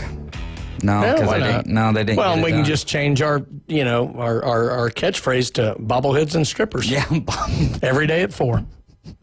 I guarantee we can pick up a lot of new listeners. Bobbleheads and strippers. We start the show with bobbleheads and strippers today on the Afternoon Underdogs, and then I sign off with Jesus loves you. And so, Yeah, but don't forget exactly. about them bobbleheads, y'all. Well, we had our redemption during the show. That's what it is. There you go. 850-215-6290. Hit us up on the Red 7T's phone line, text or call us. Got a text here from LSU Jeff. He says, Brian is right. Chenal reminds me of Vitello. He seems like a jerk. To be honest, I don't like Kim Mulkey because of her attitude. I get it. I mean, I think guys who are like that can be very successful with that attitude, but they're always on that razor's edge. And it, certainly he's one of the guys you want fighting for you, but you hate him if he's not with you. I think I don't think he's quite Vitello level on that yet, but he's like that. Yeah, and I would agree on Mulkey. Mulkey is that way as well. Well, we've had an opportunity to see Vitello longer, right? We're probably year one for Chenal. Yeah, over there at Coastal Carolina. So there is that, and then also last year, like if you don't like Tennessee, which is very possible if you're a fan of any team in the SEC, or me, Well, yeah, but I'm saying you're a fan of an SEC Right. team, so you automatically. I just feel like. It just means more, and part of that it just means more is hating Tennessee. Yeah, right. So there you go. Trying to think of any coaches that I just outright dislike. Joe Torre, but not because of he was a bad manager. It's because he managed the evil empire. Is that like Darth Vader? And how could anybody not like Joe Torre? I had no idea about the man. I wasn't like I understand. Like I love Spurrier. He's a Braves guy too himself. I couldn't stand playing against that. Like I can understand people not like, but Torre just was the most mild mannered guy in the world. Right. Basically, what I'm getting at is the only because he was the Yankees manager. That's it. Has nothing personal. Like, I didn't like the way he did this. No, he was like he seemed like kind of hanging out with Joe Pesky or something like that. The one guy I could say I just don't like, and I never have, and it's not political, although I don't like that about him either. I've never liked Popovich. I don't like him. I don't like anything about him. He's unbelievably successful. I respect him. Yeah. Never liked him. Anything about him. John Tortorella, my least favorite hockey coach. I was if you were able to hear that, I just threw a little broken piece of a pin at the glass there. I like Torts, helping us get a Stanley Cup in 2004, and I always appreciated him. But I can understand if he's coached your team or whatever. I could understand people not liking Tortorella. For me, he's one of those coaches you either like his coaching style, similar to like a Bobby Knight style, or you just don't respond well to it. Like, I'm a player that I would not respond well to that kind of coaching because I'm just like, hey, I'm doing well, or if I did wrong, I understand. I don't need you over me yelling at me. Hey, there you go. Well, stop yelling at me talking about the coaches I actually like. No, let's get into it, though. The reason why we're here right now is for the PCB Hobby Takeover. Todd, not with us today. They had a very busy weekend. You had a busy weekend. What's the latest going on over there at PCB Hobby? And then we'll dive into your weekend. I mean, first, for in town, it was very busy. I mean, obviously, a lot of visitors in, a lot of locals coming in, just enjoying the summer, coming in, checking out all the great stuff that we have over there at PCB Hobby. But, yeah, there were a lot fewer employees in town because myself and Ethan and Josh were in Fanatics Fest, although they made it there a little before I did, and I got home a little before they did. We'll get into that. Up in New York, obviously a lot of people are aware of it because, you know, they've watched Brady get Eli Manning jump on his back and you know, the Kevin Durant news break. Yeah. I mean, it was every bit as crazy as it seems. It was an unbelievable show for us. We sold a ton of stuff. We bought even more. Some really cool new stuff. An actual on-card Steph Curry rookie auto that it's from the Topps rookie where he didn't sign autos. He personally signed this one and got it verified. Really cool stuff that we've got coming back. From there, Todd and the crew are at Heroes Con in Charlotte. They're actually still there. I'm very aware of where they stayed because I actually had to bunk with them on the way when my flight got canceled. But they were having a tremendous time there, making big deals, doing a lot of streaming from there, actually, from the rental house and everything. But the show was great there, too. So just a really busy weekend overall. But the fun thing is, you know, we've got a lot of new product that's going to be on the stream. It's going to be in the shop. It's not there yet. Again, we had hoped so, but Ethan and Josh came back on a slightly later flight than myself, and they had the bulk of the stuff. Yeah. And they actually got laid over in Atlanta overnight. So they just got back today. So we're going to try and get that stuff in the shop either tomorrow or Wednesday. But, yeah, I mean, just really cool events and you know, just a lot going on down there at PCB Hobby. We had a big crowd in there today before I came here. So, and in everything. I mean, silver and gold are running like crazy. Yeah. TCG stuff with Magic and Pokemon is going nuts, and you have kind of new, you know, sets and those, especially with Magic and the Final Fantasy stuff. Sports cards summer is just crazy for sports cards in general. You're heating up. Everybody's football hopes. The NBA playoffs just finished. Baseball's in the middle of the season. You know, hockey just finished. Soccer, you had the Club World Cup going on in the States right now. Yeah, so there's a lot going on. European players there was a game in Cincinnati for the Club World Cup or in Ohio somewhere, and it was like 87 degrees, so some of the players were watching from the locker room instead of out there on the field because it was a bunch of 30.5. Now, to be fair, those guys play in shorts and snow, so that's true. That's true. Yeah, Good a bunch of babies. But anyway, but I mean, just tons and tons of stuff going on. A lot of cool products out. Again, but the big thing is going to be this week. We've kind of revamped our singles lineup.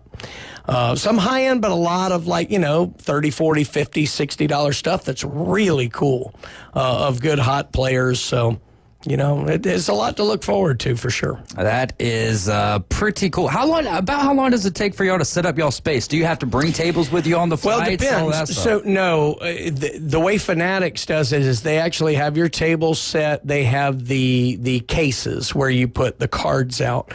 Now, most of them you're taking your own cases to. Fanatics, they do it because they want it all uniform and looking the same, which I actually like because obviously going to New York, right? Yeah, exactly. Yeah. It doesn't take that long to set up, honestly, maybe 30, 45 minutes, generally speaking. The harder thing is to continually, replenish, the stuff as you're going, because if you buy something, you've got to obviously kind of figure out your pricing and this, that, or the other, and then you got to get it done. And all the while, you're still dealing with customers. Mm-hmm. And the poor guys were hamstrung for the first 3 or 4 hours on Friday because I was not there yet. Mm-hmm. I was supposed to get there Thursday night. My flight, a ton of people going to New York on Friday. Got canceled. Fortunately, I was in Charlotte. I got to stay with the guys at the Comic House, perfect. even though my bag got sent to LaGuardia somehow. So they got me on a flight Friday morning to JFK. I went from JFK to LaGuardia, got my bag, went to the hotel, and finally got to the venue about noon. But they did a wonderful job with that. And then once I was there, we were able to really kind of get it moving. So it worked out really good. And it was a cool show. The thing about Fanatics Fest, it's not your typical card show. Everybody tries to compare it to the National Card Show. They're not the same thing. Because it's more like a festival, right? This is, look, I don't know what even to compare it to, but this is the mecca of being a sports fan, what this has become.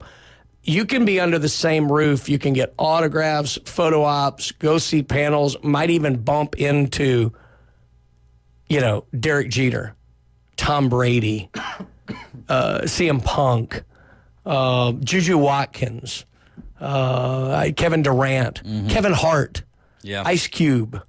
Yeah, it's unbelievable just the amount of big names who are involved in this. You can go try out your skills against these athletes, shooting hoops or in the batting cage. You can get in a real F1 car and see what it feels like to sit in it. Did you have time to do that? No, I didn't. Okay. Unfortunately, we were too busy to do any of this.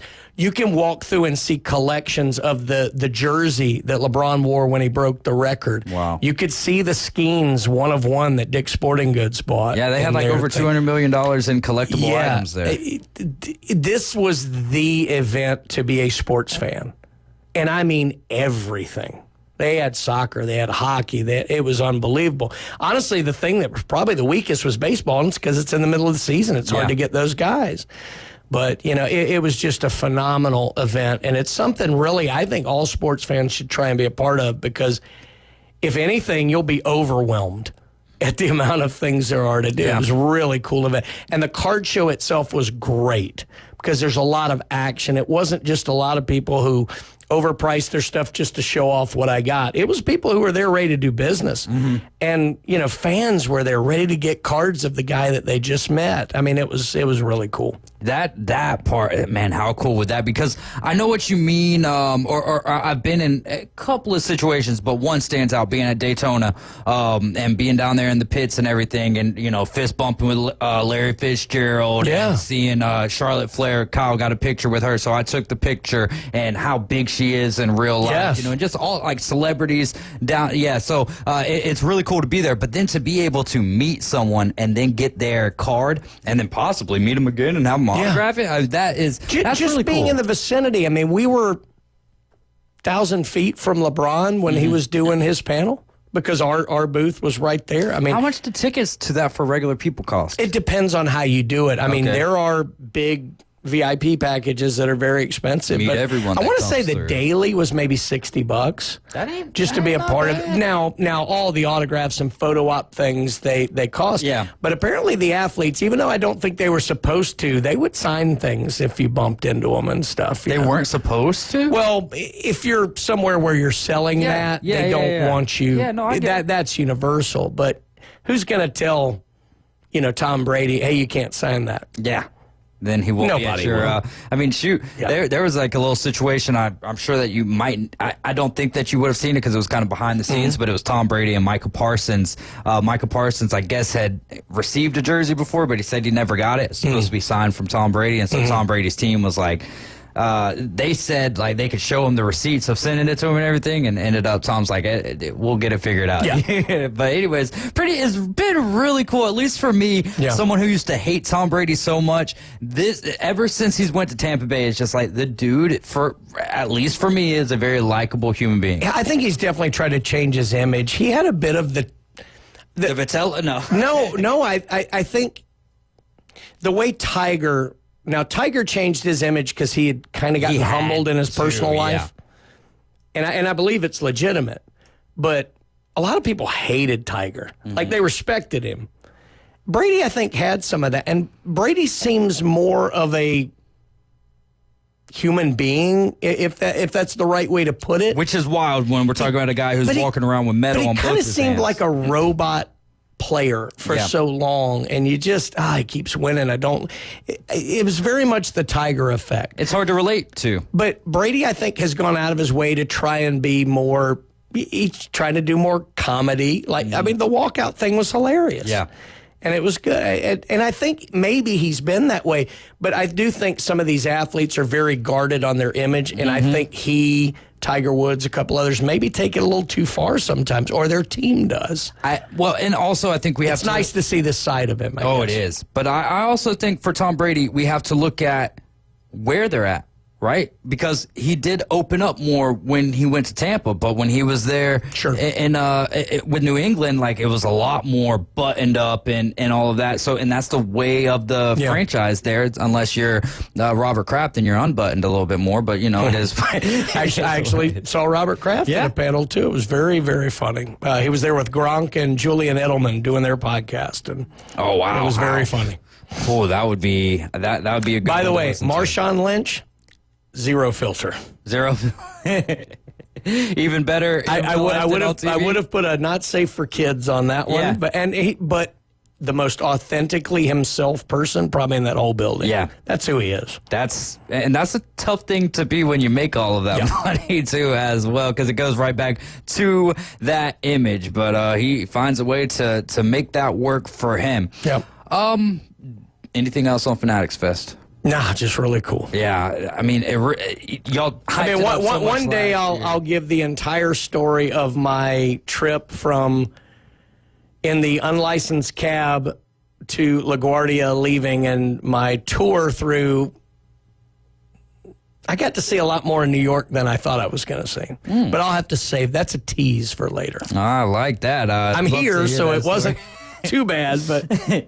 It was cool. It actually ended up being unbelievably cool. Wow, that is. I have to save that. Was it an English?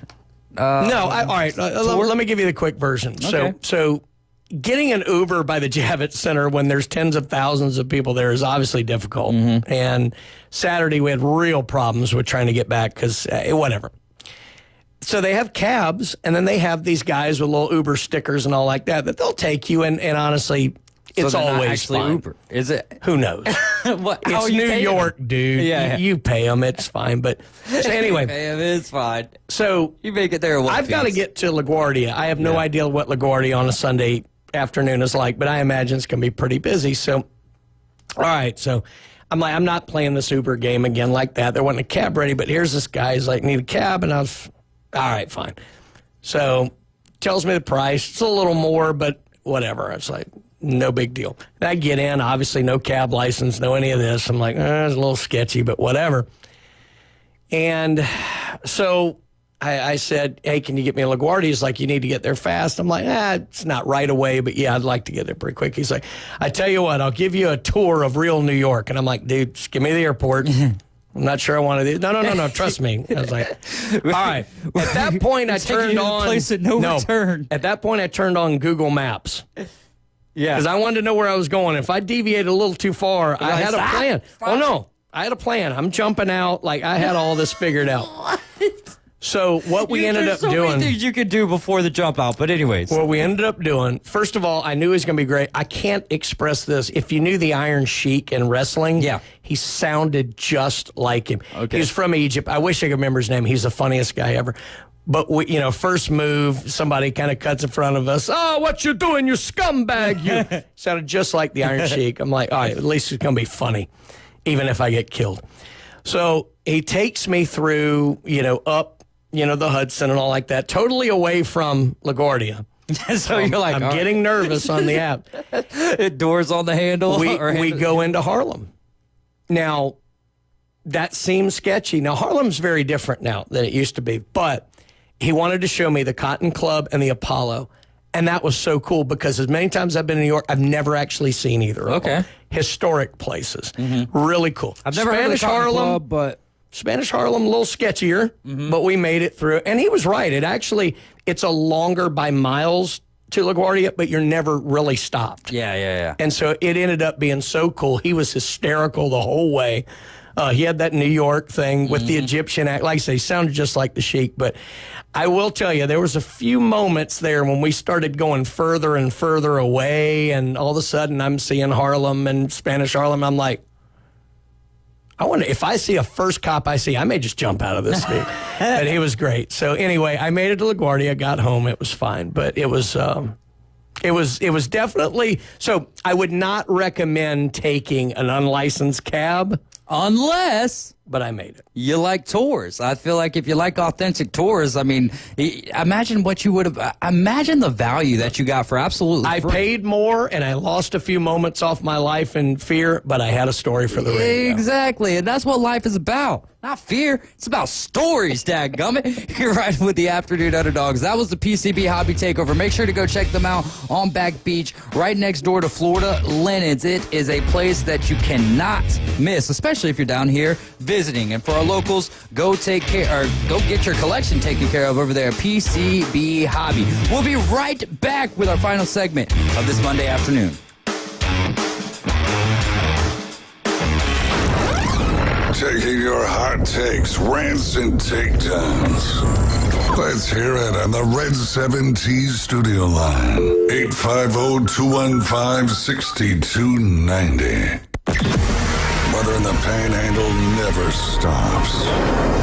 Turn to 104.3 ESPN Northwest Florida. This is Joanna with your latest forecast. Up to the minute weather reports all day long. A chance of thunderstorms and moderate rain. In-depth storm coverage. Winter Storm Enzo. And breaking weather as it happens. Hurricane Helene. ESPN Northwest Florida. We do have a tropical storm warning. Rely on it. Get ready to discover new adventures this summer and hit the road in a new Kia from Bill Bird Kia. Our SUV family is built for all-in adventures and endless possibilities. Stop by Bill Bird Kia today and test drive a new 2025 Kia Soul, Seltos, Sportage, Sorento, or Telluride. You'll find the perfect balance with comfort, safety, and technology. Now offering 1.9% APR up to 60 months on the purchase of a new 2025 Kia Sorento during the Kia Summer Sticker Sales Event. Bill Bird Kia is the home of that 20-year, 200,000-mile warranty. See us today at 2435 East 15th Street or anytime at BillBirdKiaPanamaCity.com. Enjoy the view this summer because the road is yours in a new Kia from Bill Bird Kia. Offer from Kia Finance America for the purchase of a new 2025 Kia Sorento with $1,748 per 1,000 finance in 60 months. Qualities limited. Cannot be combined with other finance offers. The 20-year, 200,000-mile warranty is the Bill Bird Kia warranty. See dealer for complete details. Offer for well-qualified buyers. Must take delivery from dealer stock through 7725. With some incredible starting pitching and a roster loaded with stars, don't ever count the Atlanta Braves out. And he hits one to deep right field, streaking back towards the wall, and balls in the chop house. A two-run homer by Baldwin. Tonight, it's a huge division battle on the road for Atlanta as Matt Olson and the Braves roll into Citi Field to take on the New York Mets. Braves pregame 6 o'clock, first pitch 6:10. Your home for the Braves on the Gulf Coast, ESPN Northwest Florida. Transmitting from the CBC Construction Studio for the A. Deep right center field, and it's gone! Your spot for the Atlanta Braves on the Gulf Coast. Listen live nights and weekends. This is Braves Country. Now back to the Afternoon Underdogs. ESPN Northwest Florida. We're back for the final segment of this Monday afternoon. You're riding along with the Afternoon Underdogs, tuned into ESPN Northwest Florida. Braves coming up right here after this show. Cover starts at 6, first pitch at 6:10. We've got Spencer Schwellenbach on the bump for the Braves tonight, going up against Paul Blackburn. All right, best and worst of the weekend. Didn't get a lot of play. I think, we're at that point in time of the year where we're not going to. We only got 2 minutes left. This has been the weirdest show ever. I love it, man. It's hard to come up with content, but it's, where can you get the fact that the Iron Sheik came back from the dead, drove me through Harlem to the airport? in an unlicensed cap. You're not going to get that on any other radio show. No, and probably not re-referencing from a week ago our conversation of strippers, bobbleheads, and baseballs. I had to say it backwards since we're kind of working in reverse order there. All right, let's go. LSU Jeff says best is Thunder and LSU champions, worst is Coastal Carolina players. Friday's comments and Coastal coach going postal, as he said here live on the show. What about for you? Best and worst of the weekend? My best is Ryder Cup captain Keegan Bradley getting the win this weekend, although it's going to create a very interesting situation because he's now 9th in the rankings. And I don't like the fact that he might be a player captain. Worst, the young NBA stars with the Achilles injuries, Tatum, now Hallie. The league's starting to do some good things. I hate that for these young stars. For me, real quick, best, the NBA Finals, kind of reinvigorating my love for the NBA, or for watching basketball and the way it's played today. I'll also say, it helps that I had some of the Pacers bias. Worst is the Braves getting back to their losing ways. Real quick, James, best and worst? Best of the weekend, Cal Raleigh going nuts on the Cubs, even though I'm a Cubs fan. That was awesome to watch. Worst, Halliburton going down in Game 7, man. I wanted to see him through that whole game because I wanted to be entertained. 9 points off the rip. Yeah, that was terrible. I've got so many crazy stats and stuff to share with you guys. But, per usual, not enough time for all of our guests today. Thank you guys so much for James Fife, Coach Haddad. I'm David Hayes. Jesus loves you. So do I. And get off the road, you scumbag, you. ESPN Northwest Florida. The Atlanta Braves play here. Head first slide, 2 RBI triple. The Atlanta Braves are ready to do some damage. The Braves have won 7 of their last 10, and tonight, Atlanta returns to Citi Field to crush the New York Mets. Coverage coming up at 6.